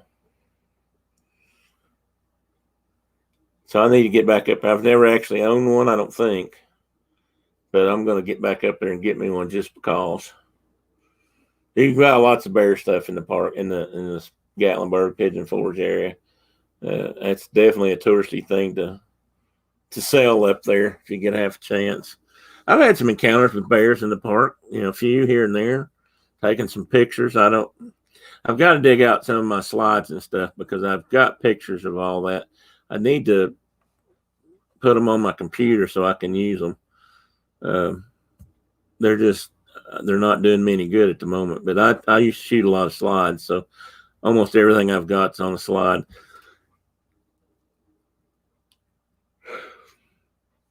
I had a set of triplets come by me one time, walk right by me. Mama bear and the triplets, she just didn't pay any attention. She just kept right on going. And I just stood there, didn't, make myself obvious. Bears don't have, that's another kind of an interesting thing. Bears don't have the best eyesight. If you stand really still and the wind's in the right direction, they may not even notice you. They can walk right by you within, 20, 30, 40 feet and never see you. If you start moving around, making noise, they can hear you. They have very good hearing, but they have even better sense of smell. That's why they can find garbage and stuff to eat so well. But if the wind's blowing from you to them, they can pick you up pretty quick. But if you've got the wind in your face and you're looking at the bear, they may not see you if you don't do anything drastic. Not saying they can't see. I'm just saying they don't have the eyesight that some other animals do. So I've had that. We've seen twins up there walking around in the park, and especially in Cades Cove. I think I've mentioned this before, but the more cubs you see usually means the better year they've had. Better food supply that winter, healthier that winter. Bears have such a unique gestation period / birthing system that's just phenomenal. I mean, they've studied bears. One of the reasons they've studied bears so much is to try to figure out how they do survive through winters by not eating. Their body literally shuts down. Their digestive system stops. They live on their fat reserves. That's why they always fatten up before the winter. They'll come out of the tree a lot skinnier than they went in. I don't mean to gross anybody out, but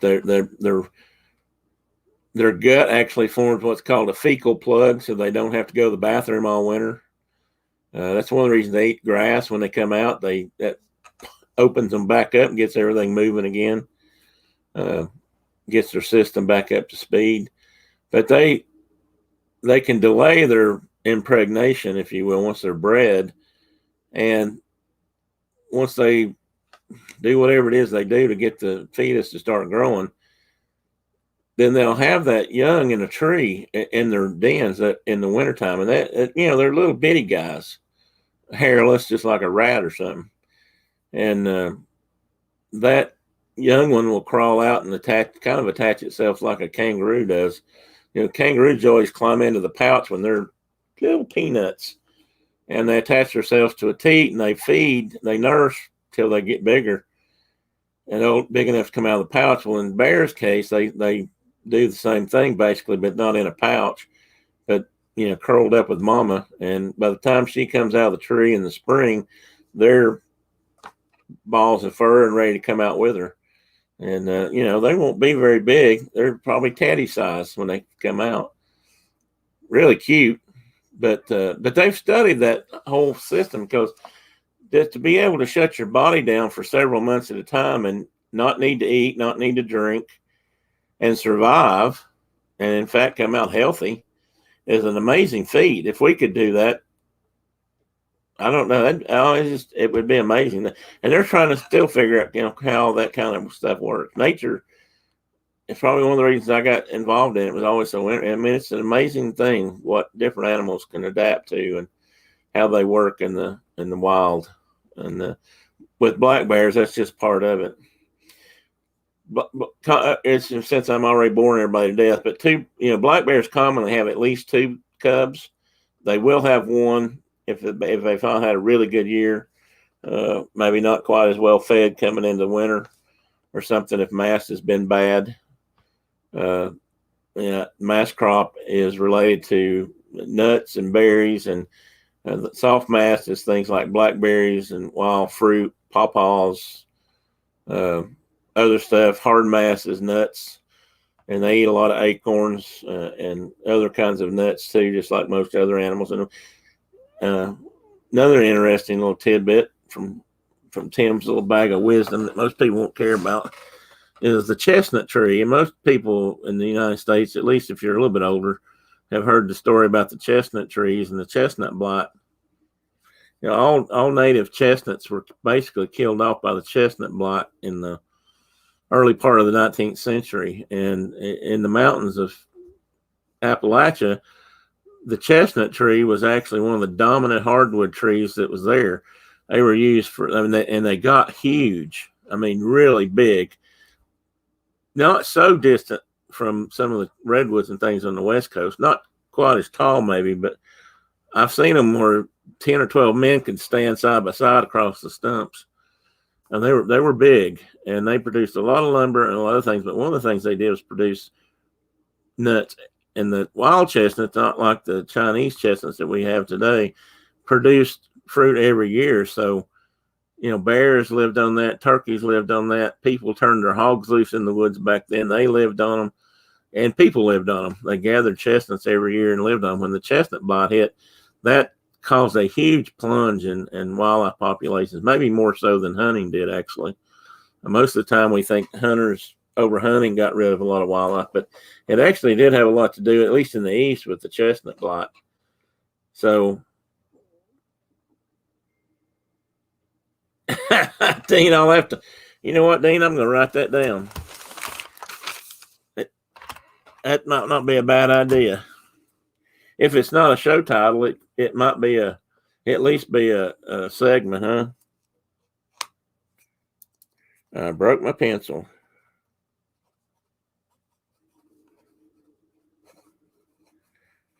I'm sure some people would argue with my wisdom, but my wisdom is as I know it.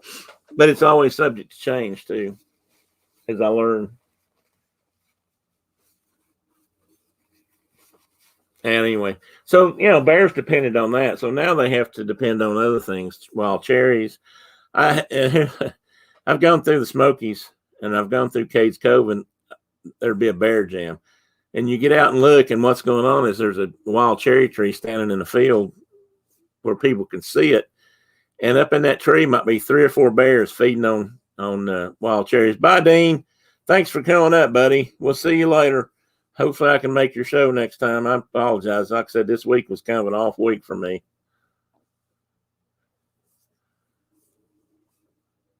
And so you'll see them. I mean, they'll be pretty big bears up in the very tip tops of these really tall wild cherry trees out there. And they're just gorging themselves on, and they'll break off a branch and pull it down and eat all the berries off. And they'll strip the branches clean. And I mean, they really fatten up on that kind of stuff. So when all that is good and the season is good, they'll usually, the mothers, the females will go into the, oh, I see what Carol's saying. They'll go into hibernation, or what they call, it's not really hibernation. I got to look that up for next time I talk about it. They go into that state, and the females are closer to hibernating than the boars or the males. But anyway, they're going to that healthy, and that a lot of times they'll, however how they do it, they will bring more than one egg into their womb or their system, and they'll raise more like a litter of cubs than they will just 1 or 2. They almost always have 2 if it's decent, and it's not unusual to see 3 or 4 if they've had a really good winter. But I've never seen 4 with a female, but I have seen 3s.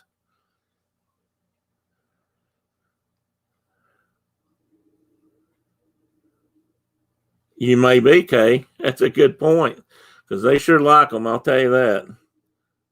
It is a state of stasis. There's actually a word for it. I tell you what, rather than sit here and talk and make a fool of myself, let me just look real quick.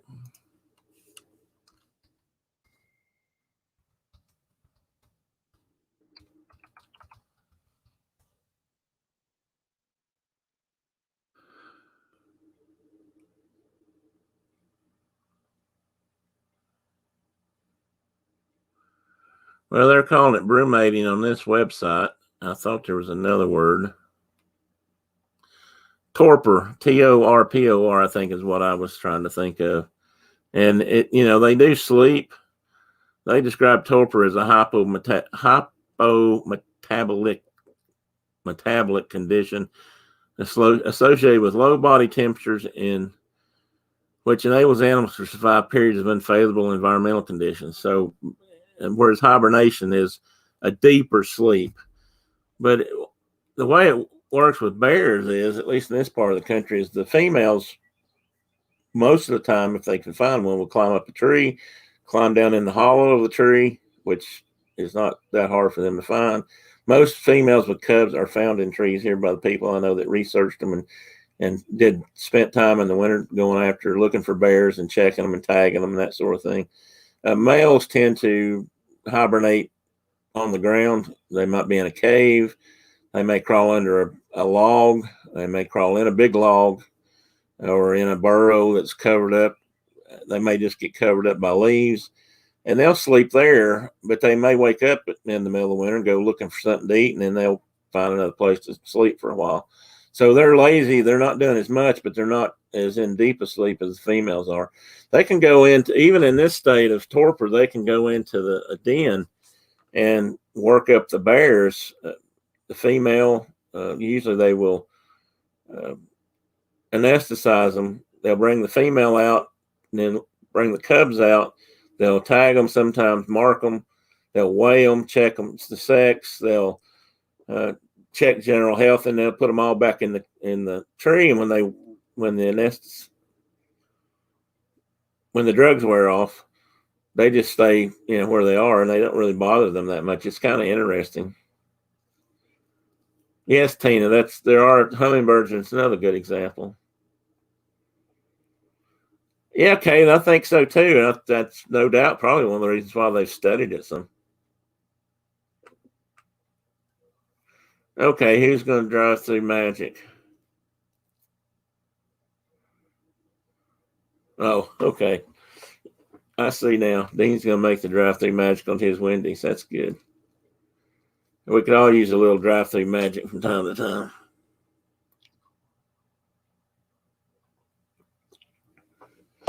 Well, a lot of people still call it hibernation, Tina, but it's not true hibernation.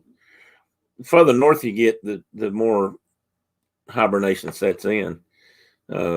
We have a lot of animals around here that I don't know if any of them are truly hibernating, but groundhogs tend to burrow up and spend the winter. Possums, raccoons, most of those animals do take at least part of the winter off, if you will, and huddle up. But I'm not sure they have the same system that bears do. Bears are kind of unique in the way they handle that. They're fascinating. They're really fascinating animals. And we've got them all over the eastern United States. Well, we've got them all over the United States, period. Alaska's full of black bears.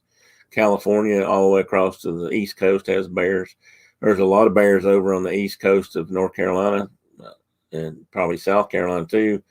In the Great Dismal Swamp area of the Carolinas, there's a lot of black bears. Florida's got black bears. The Gulf Coast has black bears. I was amazed when I found out when I was going to college how many students were working on black bear projects down in Florida and Mississippi and the Gulf Coast and even Louisiana. You don't think about those being big black bear states, but they have them, and they have populations, big enough that they were studying them, trying to figure out, maybe how big the populations had been at one time, how big they are now, what the holding capacity is. Of course, a lot of times all that depends on how many humans there are involved. So the more people involved, usually the less bears you're going to have.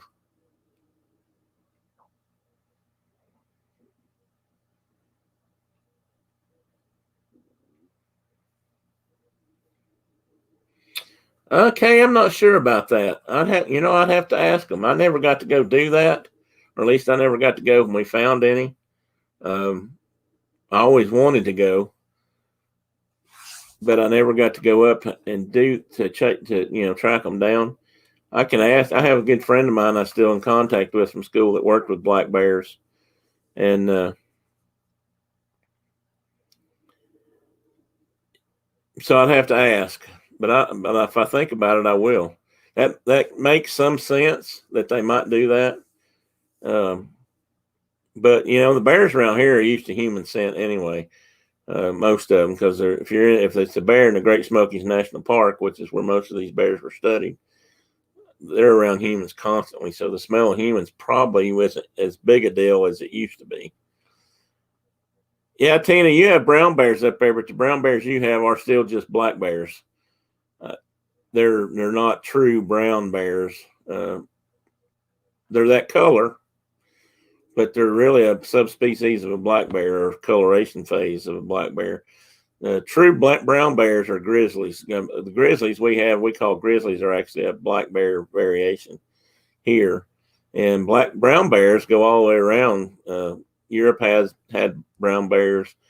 The Siberian, there's brown bears all across Russia. And they have regular black bears also, but they're different. The brown bears you have are just a color phase of a black bear up there. We don't have any grizzlies east of the Rocky Mountains basically now. Grizzlies used to come as far east as the Great Plains. There actually was a Great Plains grizzly at one time, which was the largest of the grizzly bears on this continent. And but they are long gone. There probably never were as many of them, and they were pretty much eradicated as settlers moved west. I like history, and I appreciate a lot of things our ancestors went through in this country, but we didn't always do the best things when it came to the natural environment.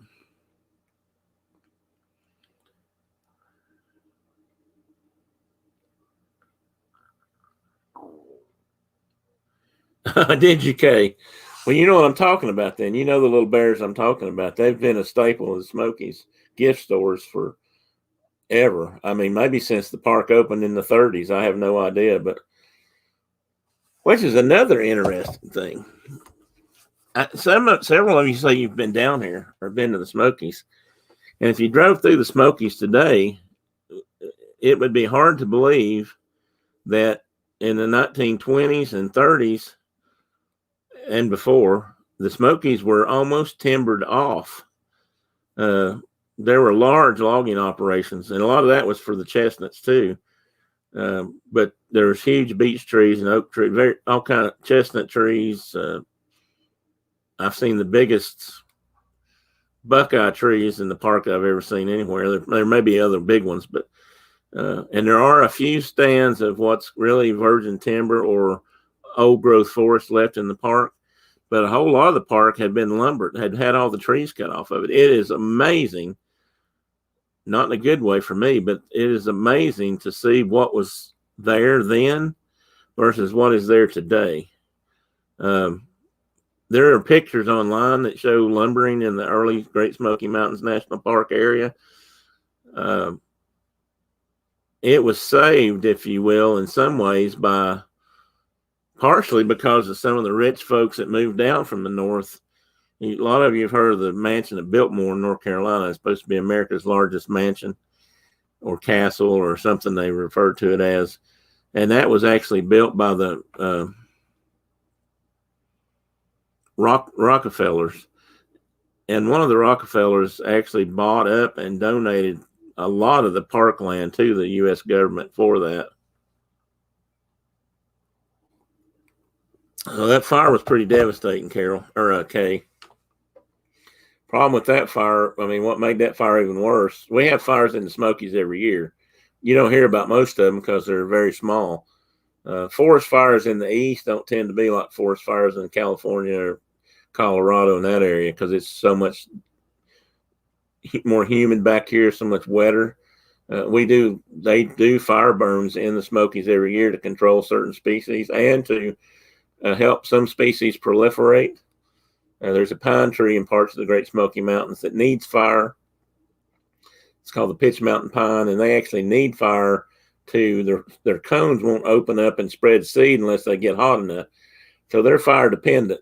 And the Native Americans used to burn off a lot of these areas to help wildlife. They use fire a lot. Of course, it was very uncontrolled then, but that fire was really bad because one, it had been dry, and two, it was up by Gatlinburg, so it got into town. It moved so fast, and it just acted different than most fires. They had a lot of wind that night, or those couple of days. People hadn't planned ahead for fire up on that mountaintop. My understanding is they had issues with water to get water up to fight the fire. It was the Vanderbilts. I'm sorry, Kay. You're right. It was the Vanderbilts. I said the other family, but they all donated. But the Rockefellers gave a lot of the land to the park. But you're right. It was the Vanderbilts that built Biltmore. My apologies. Anyway, that fire did a lot of damage. I had some friends that had property up that way, or their parents did, or their grandparents. Most of them lost their houses. Fortunately, I didn't know anyone who passed away, but there were people who didn't get off the mountains. It was bad. And there's another case where one of our state's favorite daughters, Dolly Parton, came to the rescue in some way. She donated a lot of money to help people get back on their feet up there and to try to get things rebuilt. And my understanding is now, I've seen a little bit of the park area where it burned, and it's, in a lot of cases, you can't really tell it now. There's black tree trunks, but a lot of it's already greened back up and growing. That's one thing about nature. It will come back after a fire. It's people that struggle the most, and they've had to do a lot of rethinking about development and stuff up there in water and being able to fight fires if they happen. But that was pretty drastic. But anyway, the park was a major logging center in the 20s and 30s, and Townsend, which is one of the entrance to the park, as they refer to it, on the south end of the western side or the Tennessee side, was a major place for two things. They lumbered there, but they also was a big tanning center because they would take the bark and certain parts of the tree that weren't usable, oaks particularly, that weren't usable for lumber, and they would use it to create tannin. Literally is what it's called. It's in wood, or a lot of wood, especially oaks, and they would use that to tan leather. And So there was a big tanning leather industry in Townsend and a big lumber industry, and there was railroads that ran up into the park. They used these smaller railroad locomotives that were called Shay geared trains that were made to run up small tracks, and they would actually lay track up the mountains and use it till they ran out of trees, and then they would pull the track up and put it somewhere else. And they were hitting it hard. And if you see the pictures, it looks like the surface of the moon in some places. They were really cutting things down. And then when the park got bought up and turned into a national park, that all stopped. So if you go through there now, what you mostly see is a forest full of trees. If you really study those trees, in a lot of areas, they're only about, yay big around or so, which means they're about 80 years old. They're a little bit older now. But when people realize that they see a big tree, it's not as old as they think it is. But fortunately, there were areas that were left untouched, so you still have some really giant trees in the park. But we've had issues with parasites and bugs. The woody adelgid went in and killed off a lot of the spruce fir up in the top of the mountains where it was at, which was pretty rare down this way to begin with. Then now there's one that's really hard on hemlocks, which is going to be really bad because there's a lot of hemlocks in the park, especially in certain cove areas, as they call them. That one is still, I guess it's still kind of yet to be seen how bad it will be, but they've controlled that somewhat. They can actually put some stuff on the ground that helps control those adelgids better than anything else. And those are all exotic species that didn't exist here or belong here before. I don't know. Both of those animals came here in the last 30 years, I guess.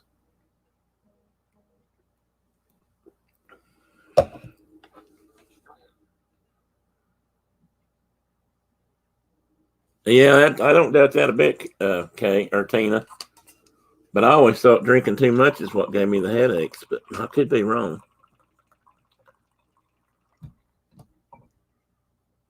You were thinking you were wrong. No, you're right. You're right about the Vanderbilts. I was wrong. I misspoke because I was getting the two mixed up. But the Vanderbilts gave property too, as far as I know. And in fact, there's a lot of property over there in North Carolina that I think was given by them to the state over there or the federal government that's part of the Pisgah National Forest now.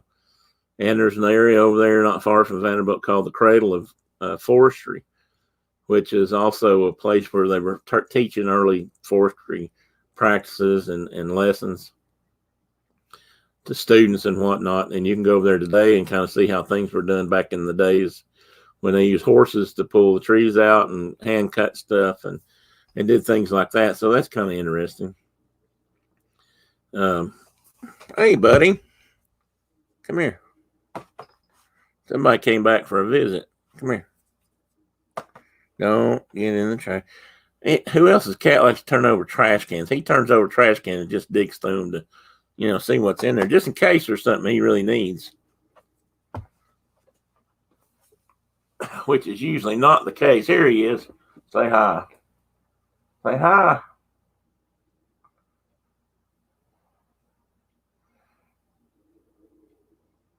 You're not going to say hi? You want to wave? Miss Carol's in here. See, she just said hi to you. Said, hello, Superstar Teddy. No. See, now he's embarrassed. That's my boy. That's my boy, isn't it? You my boy? Yeah. He's a good boy. Yes, Tina, bats get rid of a lot of bugs. They eat a lot of mosquitoes, which is one of the things that you have to kind of teach people to convince them that bats aren't all bad. Bats are amazing. That's a whole nother topic. But bears eat a lot of. Go back to bears for a minute and talk about things they eat. They eat a lot of bugs and ants and stuff like that. They will dig up an anthill and eat the eggs. One of their favorite things to get into are bee nests. I don't know how many of you have ever been stung by a yellow jacket, but yellow jackets are, I hate yellow jackets. As much as I like the outdoors and nature and wildlife, I hate yellow jackets because they are pardon my expression, but they are rat bastards. They just hurt and they sting and bite. And another interesting thing about yellow jackets is they're carnivorous. I've seen them eat carrion. I don't know what they do with it, but anyway, back to the bears. Yellow jackets live in the ground, and they'll burrow into the ground or find a cavity, and they'll build their nest down in the ground. That's why when you're out mowing your yard, sometimes you'll run across a nest of yellow jackets, and just as your lawnmower clears the hole, they'll be all over your legs, just biting and stinging the crap out of you. It's happened to me several times. They get you around the ankles when that happens. But bears, I've walked in the woods many times, and you can tell bears have been through there for two reasons. One, bears flip over rocks. They flip rocks, and they'll look underneath the rocks for grubs and bugs and things that they like to eat. And if they find a bee's nest, a yellow jacket's nest in the ground, they'll dig that up and they'll rip it out of the ground or parts of it, and they eat the larvae that are in there that are laid in the nest.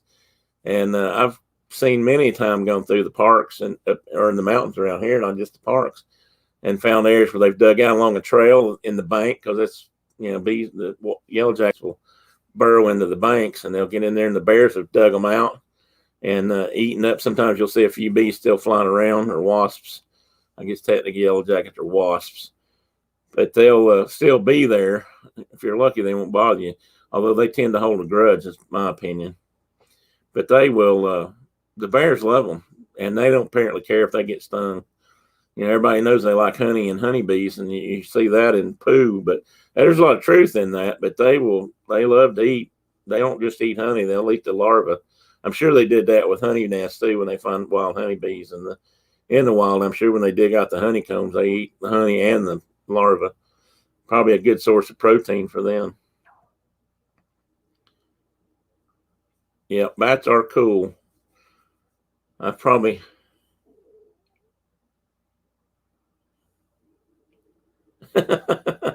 yeah, okay, ours leave stuff under the fridge too. Drinking too much can cause headache. Yeah, we had a friend of ours, Kay, that made their own wine. And one of the reasons they made their own wine was because they liked wine, but she couldn't drink it. Not regular wine, because it had sulfates in it, too much sulfate. So they started making it, and there's a way you can make it and cut back on the sulfates. And I don't know if that's something they add to it because of production. It makes it last longer. I don't know. But they made it without it so she could actually drink that. But she got headaches from the sulfates. And at least that's what they told her. So when they made their own, somehow they cut that out. And I don't know if that was because out of the barrels they used or how they aged it. I'm not sure. Yes, yellow jackets are just plain mean. I stepped on them. When I first started my job with TVA, they sent me out sometimes to mark boundary line along property edge or to replace old signs.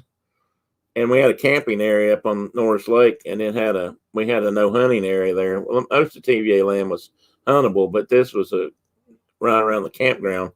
That was a safety zone. So I went in one day to put in new signs to mark the safety zone. And I would just follow the signs, the old signs or trees that were marked, and I would put up new signs. Well, I got to a point where I couldn't find the next tree. I wasn't quite sure which way the trail took me. So I stood on a log, and I was standing there looking around, trying to see the next tree to mark. And I felt something strange under my feet. And by the time I realized what it was, they were already all over me. But I had stepped on a nest of yellow jackets in a tree log, and what I was feeling was the bees buzzing under my feet, and it was coming up through my boots, and then the bees were coming up through my pants, and I took off running like a bat shot out of torment. And I ran over a quarter of a mile to my truck to get in. I'd gotten stung 11 times already, and I hadn't been stung that many times in years. So I was a little concerned about, some kind of reaction.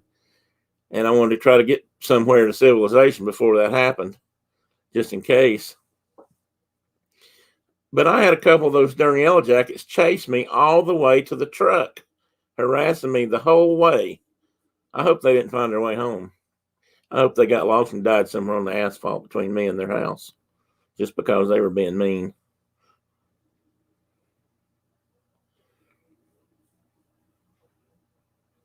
Yeah, he was rubbing on my headphones too. He does that. Kisses.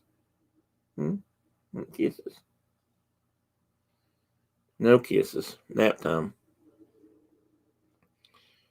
But oh geez, how to get to the bear food. So anyway, that's another thing they like to eat. Skunks like them too. I've seen skunks dig them up. They'll eat just about anything too. They're bad for eating trash in campgrounds. That's one of the biggest problems they had at the Smokies for a long time was skunks in the campgrounds. Again, people would leave out food and they'll find food on tables, under tables.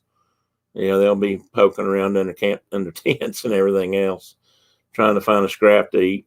And so they used to have to. I had a friend of mine that worked as a student one year for TVA, the same company I went to work for later, and his job was to catch skunks in these live traps and take them out of the campground because they had so many. I mean, I'm talking about dozens at a time. He caught all kinds of skunks, and so they're wandering all over the campground. Most people don't really know it. They don't spray everybody they see as long as you don't bother them. But still, people don't want them around. People freak out. So, and they have the potential to carry rabies. So that's another thing.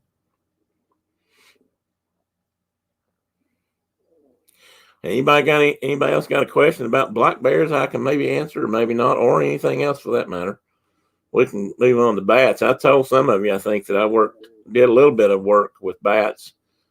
Again, after I started my job, I helped go out and record some bats and monitor some bat populations because in some areas they're also threatened, especially with the advent of the white nose syndrome, which is a fungus that literally grew on their noses in hibernation in certain caves, especially in the Northeast. And millions of bat-dwelling species or cave-dwelling species have died off because of that. So we were having to try to do everything we could to preserve habitat for them and work with them. And, so we had to monitor where they were at sometimes. And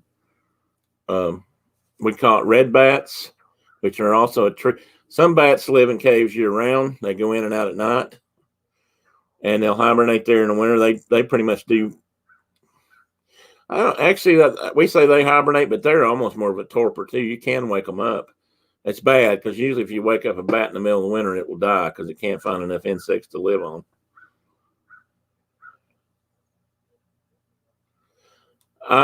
People have done that, Kay. I've seen that too. Somebody I knew once upon a time had a white one, an albino skunk that they'd had the scent glands removed, and always an interesting pet. Although they remind me a little bit of Pekingese the way they walk. They waddle. They're funny, kind of. If you really watch one, they're kind of funny how they move. We lived on a farm for a little while when I guess when Jennifer was born. I lived down there in Nashville for a year or so, or maybe two. We lived in a trailer we'd rented from a guy that had a big farm, and that farm was absolutely covered up in skunks. And that's when we had our Australian Shepherd, and he would go out at night and grab those things up. I mean, because if you walked around at night, you could see them all over the farm. I mean, literally half a dozen in the parking lot or something at a time. And he would run out and grab them by the neck and just sling them around and throw them, which most of the time they'd get up and run off. But I don't know if he killed any of them or not, but he would grab them and fling them. And he would get sprayed, and we'd have to try to give him a bath or something. And back then I didn't know the secret recipe, supposedly. But after a while he got to where he could get out in the field and roll in something, grass, cow manure. I'm not sure what it was, but he actually seemed to have figured out a way to get that scent off of himself. And he wasn't nearly as pungent. Now, we had a little house dog. She'd get out, and if she got into a skunk, she usually got nailed. And we would have to give her a bath. She didn't have it figured out. Skunks are kind of neat critters, but they can be a bothersome thing too if there's too many of them around, like in a campground. Time for a real nap. Time for night night. This is probably nap number 120 this morning. I mean, going by the assumption that they take about 500 naps a day.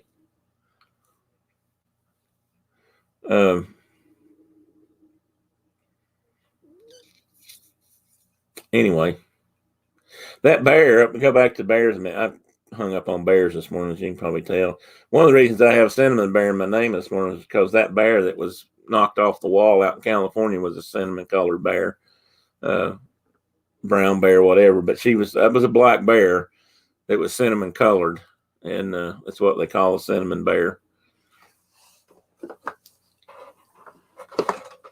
People back here, I've known people. My mom's brothers were prone to catch animals. One of them had a crow for a pet at one time, and it would talk a little bit. Crows can be taught to talk just like a parrot or something can, in some cases.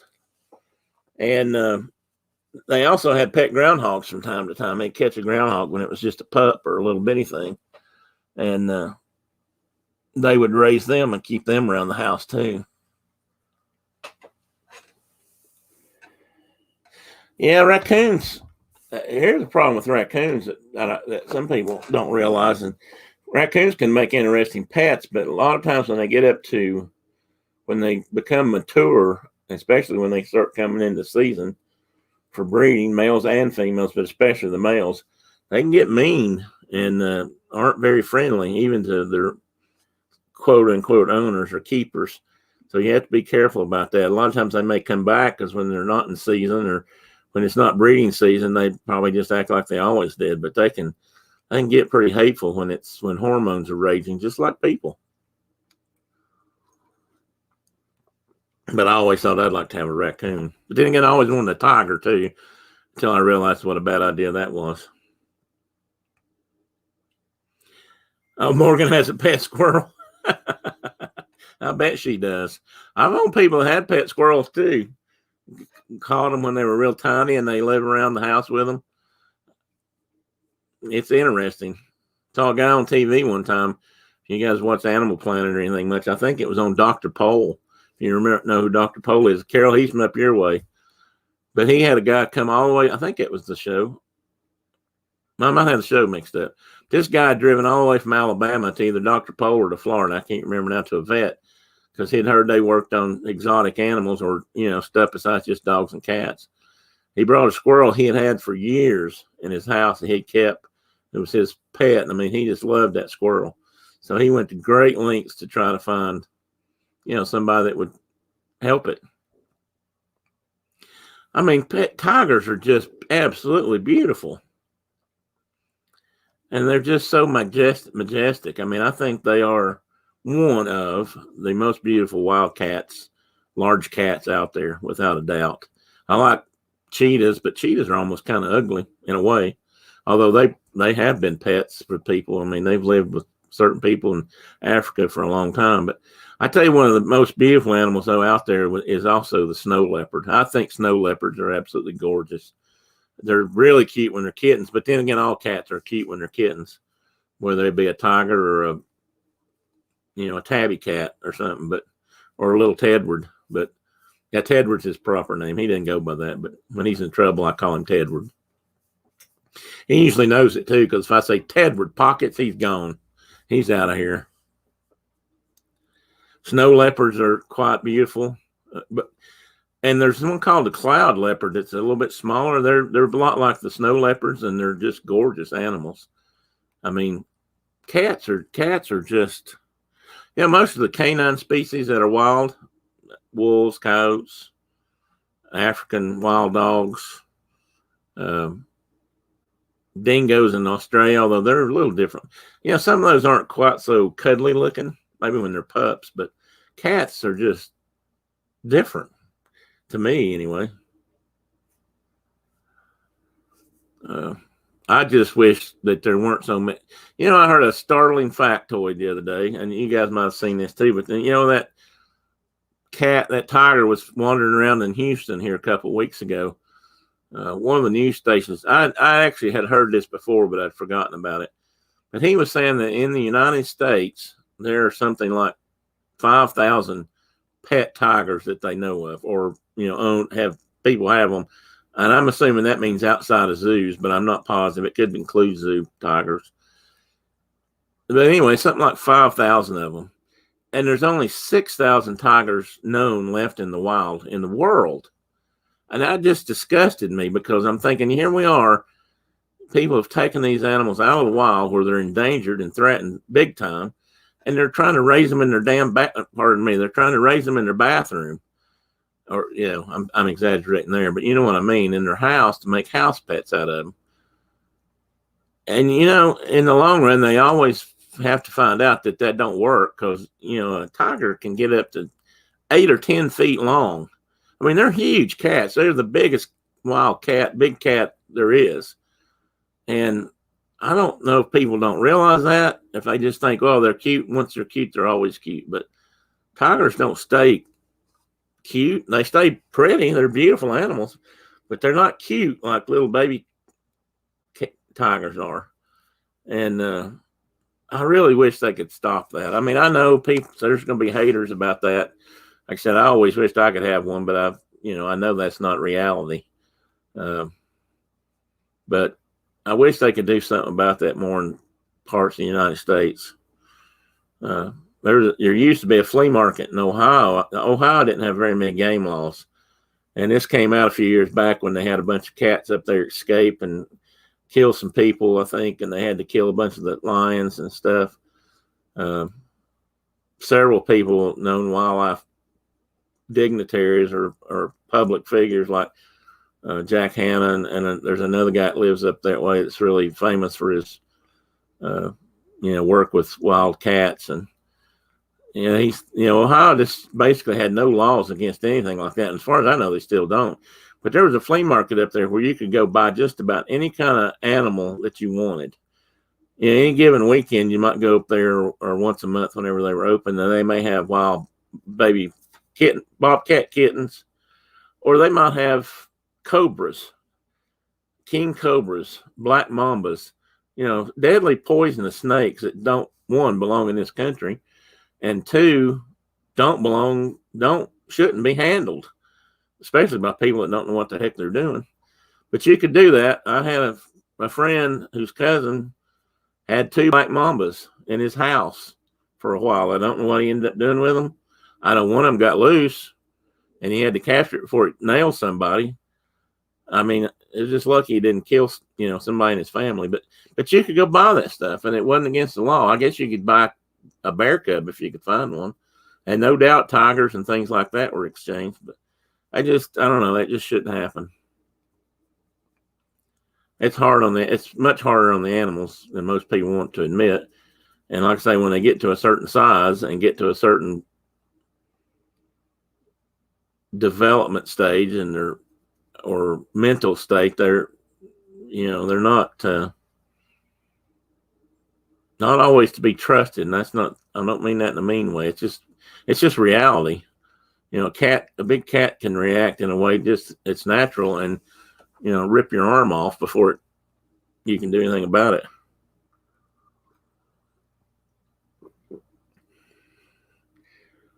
Yeah, it is, Kay. I mean, they have a lot of similar habits and things. I wonder if you can teach a tiger to use a litter box. Oh my God, that'd be a big litter box, wouldn't it? I don't think I'd want to clean up after them. If you've seen specials on TV about snow leopards where they've used remote cameras and things to film them on the mountains, it just amazes me how they can traverse up and down cliff face and to catch like a mountain goat or something, which also amazes me how they can get up and down cliff faces. But they use that. They've got big tails that they kind of use like rudders, and they take long jumps and guide themselves through the rocks, and they're amazing animals. Yes, that's what I think, Kay. You need to have a shallow swimming pool that you can turn into a litter box, and then a lot of shoveling. Let's see here, folks. I'm still good to go a little bit longer. Oh, it's 12:15. Crap. Pardon me again. I don't know how many people are left. 8. I'll take a vote. You guys can say if you want to stay a little bit longer or if you're ready to go. I'm probably losing people by now. I'm sure I've bored people to tears more than once already today. I hope not. Hopefully we've all learned a little bit of something. I'm not saying I know it all, but I do know enough to get people thinking sometimes and know enough to look after them. And if I don't know it, I can probably point you in the right direction to learn it. Because to me, that's the greatest thing about knowing something is you don't have to know it all if you know where to go find the answers. That's why pythons are a problem in Florida. Oh, you know what? I can do this. I forget I can do that. Yes, that is a huge problem in Florida, Tina. Probably bigger than a lot of people realize to this day. Pythons, maybe even anacondas, boa constrictors, and they're all related, but they're different. And they are a huge problem in Florida. They are an exotic species with no enemies, no natural predators in the Everglades. They can eat, I don't know if alligators would eat them, but they can eat an alligator, at least up to a certain size. And they're just really wreaking havoc down there. So fortunately, or I hope, they're working on trying to get rid of them if they can. And they may never be able to get them all. But they are hunting them up and they're trying to get them out of the Everglades and get rid of them. People do not, I don't know if they don't think, if they really don't realize what a problem they can be. Maybe they don't think they'll even survive, but Florida is a tropical jungle, or could be, and it's not much different than where these animals come from, and they can survive there. And there's plenty of things for them to eat and feed on that are native species that can't tolerate that type of and size of a predator. So it's bad. And they're really having a problem down there with them. I hope people will start to realize that. It's not just that either down there.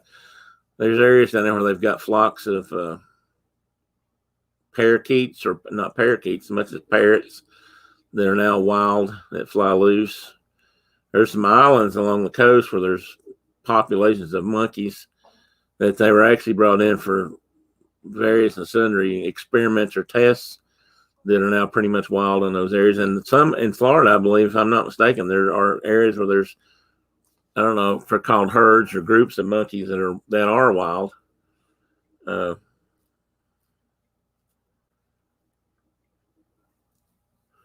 Let's see, Kay, you said you were in South Carolina.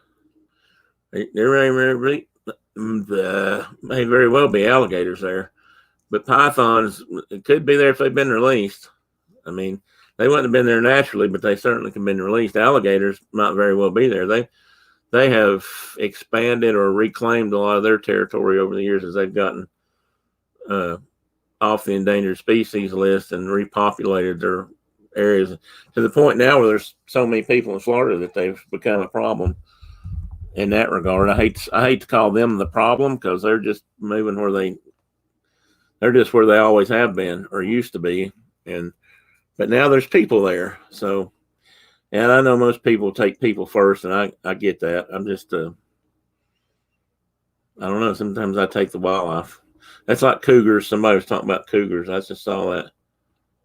Oh, cougars are beautiful animals. I mean, I think they're absolutely gorgeous. They're so, and they are. I think one of the things I think about a cat that to me is amazing is they're like the perfect predator. They can hunt night and day. They can be silent if they need to be. They can hide in plain sight practically. I mean, you take a tiger, you'd think a tiger would stand out. It's orange and black. If it lays down in the right place and utilizes the camouflage the around it, you can't see them. They're just unless you really look and get adjusted to your sight, you might eventually pick them up. But they're just hidden. Cougars are the same way.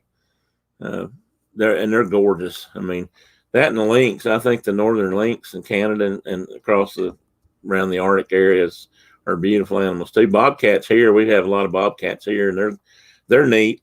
They're not maybe not quite as cool as the lynx, but they're still pretty neat.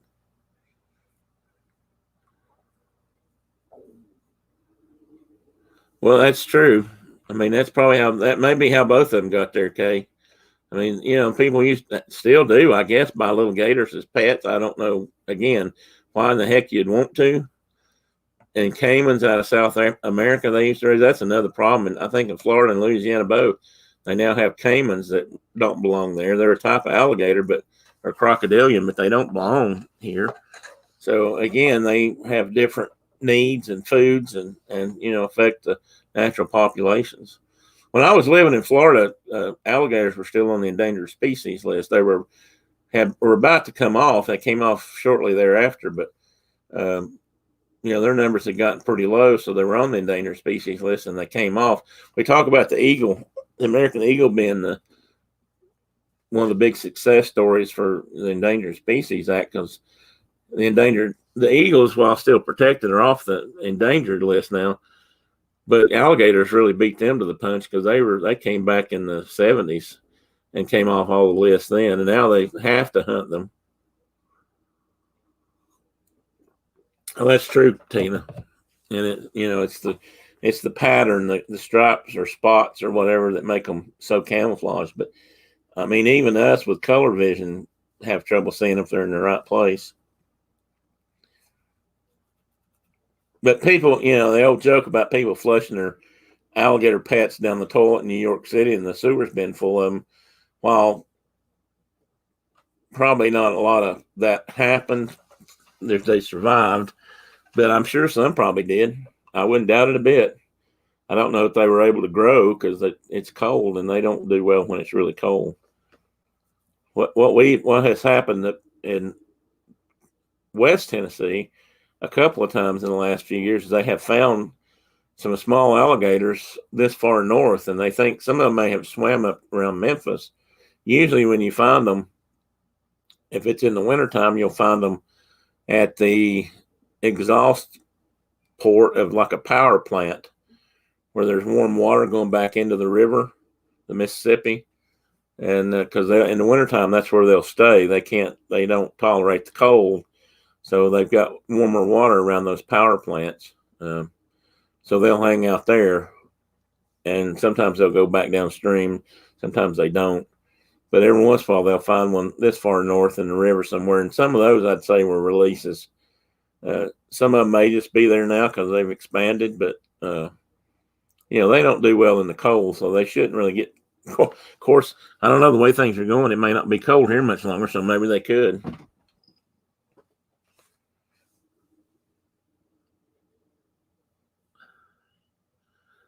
Yeah, Kay, that's probably not true.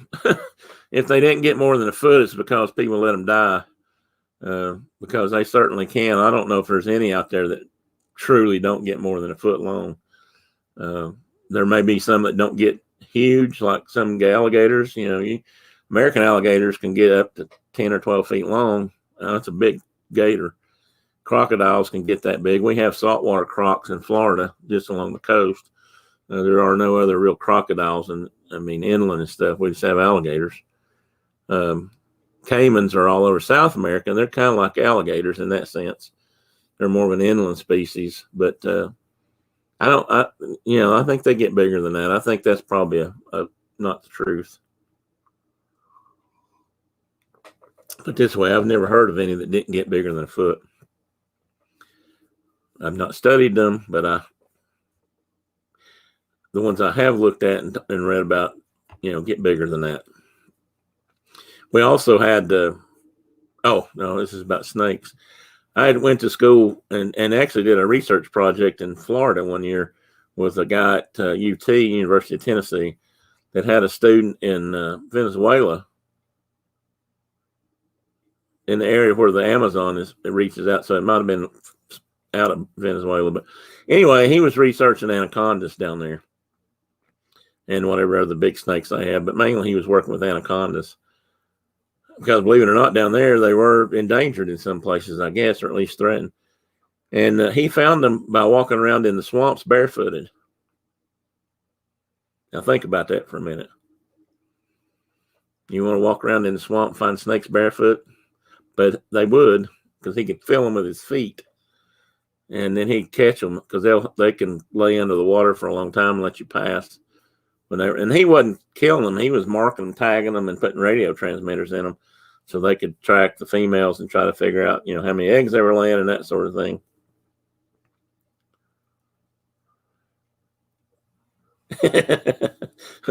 A caiman in your bathtub. That's what everybody needs, is a chicken in a pot and a caiman in your bathtub.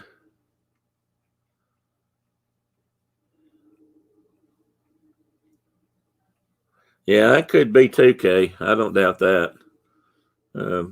Which is kind of why I figured they probably didn't live to be more than a foot. I figured people let them start and eventually starve to death.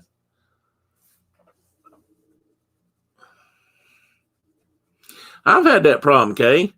Last couple of days, I've noticed my fingers were 1 or 2 letters off. Everything I type, if I want to type an A, I type an S. If I want to type an I, I type an O. I mean, I was just off with everything this week. 1 or 2 spaces on the keyboard, and I'm not that trained of a typist. I mean, I usually have to do at least some looking. I've done it long enough now that I kind of have my own method, but I don't always have to just look at the keyboard. But I can definitely, when my fingers are off a space or 2, I'm just constantly misspelling stuff. And I've had that problem yesterday and the day before. I typed some things. I tried to type somebody a message last night in chat or something, and I had to type it about 4 times before I got it where anybody else could read it.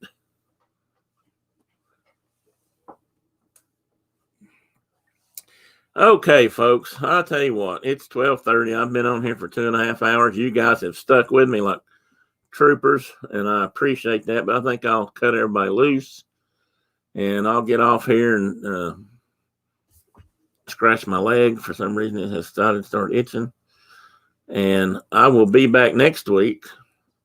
Next week will probably be a short show. I'll be on at 10 a.m. Eastern time again. I'm assuming that Coffee and Contemplation will probably be on at 11, so we'll probably join them. And so I keep my shows down to an hour when they're here. When they're not here, I kind of hang around until people tell me they're over it or they start leaving, or, I'm tired. So 2.5 hours is probably enough today. I have gone 3, and people probably wonder why in the world I can stay on so long. I think sometimes I just like to talk. So, I have friends in here I talk to, and that's good. But I have enjoyed the conversation today. I get that most of it was my conversation, but we'll have some folks. I'll have some folks on with me in the future, some that'll help steer some of the conversation at least. You won't have to listen to just me from time to time. And sometimes it will just be me, but we'll talk about things. I want to talk about a few Disney things I had, and I didn't get to them today. Well, I'm thinking about it anyway. Stuff some of you probably seen, some of it you haven't. My house is littered with just odds and ends of Disney paraphernalia. I've collected a few pins. I've collected a few things. I've collected a few Ronald McDonald Mickey Mouse stuff. I found 2, what do you call them? If you look through and there's a slide, on the other end, that they gave away years ago. I'm pretty sure that was a McDonald's thing with a Happy Meal. But there's an image like a Roger Rabbit, and when you look through it, there's a slide that shows Roger Rabbit at Disneyland. I had another one that had a train in it or something. I found that. I've got sets like that are probably stuff nobody else wants. But one of these days I'll break some of those out and we'll talk about some of that kind of stuff. So, but for today and next weekend or within the next 2 weeks, I'll be giving away a couple of T-shirts. So I got to come up with a good idea for how to do that. And if you guys if you want a T-shirt or have the need for one that it'll fit that I've got, by all means, jump in. I only have 2 sizes so of these shirts, 1 of each. So I'll have to work on that part. But most of you have kids or grandkids, so maybe you can use it for that. Yeah, if you don't mind, hit that like button before you leave today. If you haven't, I really appreciate that. I'm not necessarily hung up on numbers and things like that right now. I don't, I'm just still feel like I'm starting out, but every little bit helps. And someday maybe I'll have some more, and I'm working on some more show ideas. So hopefully I'll be able to draw a little bit bigger crowd. But for right now, I appreciate you folks greatly. I appreciate the fact that you don't mind listening to me, and we're all trying to learn some things. I don't claim to know it all, but I do claim to be willing to find out and learn. So, if I don't know it, I'll figure it out, or we'll figure it out. And, we'll all be better off for it, including me. I'm quite sure. So I hope everybody has a great Saturday and a Sunday. Hopefully the weather is nice where you are. It looks beautiful here. I don't know if we're going to get out much today or not, but maybe we'll get out and go somewhere. And I hope everyone has a good day. So, I say get out and learn something. Get out and learn stuff, as somebody on TV says all the time. But next week we'll find another something to talk about, and I'll be here and we'll do that. So good day, everybody. Always welcome at my house. I can remember how to turn it off. You're welcome, Dawn. Thank you, Kay.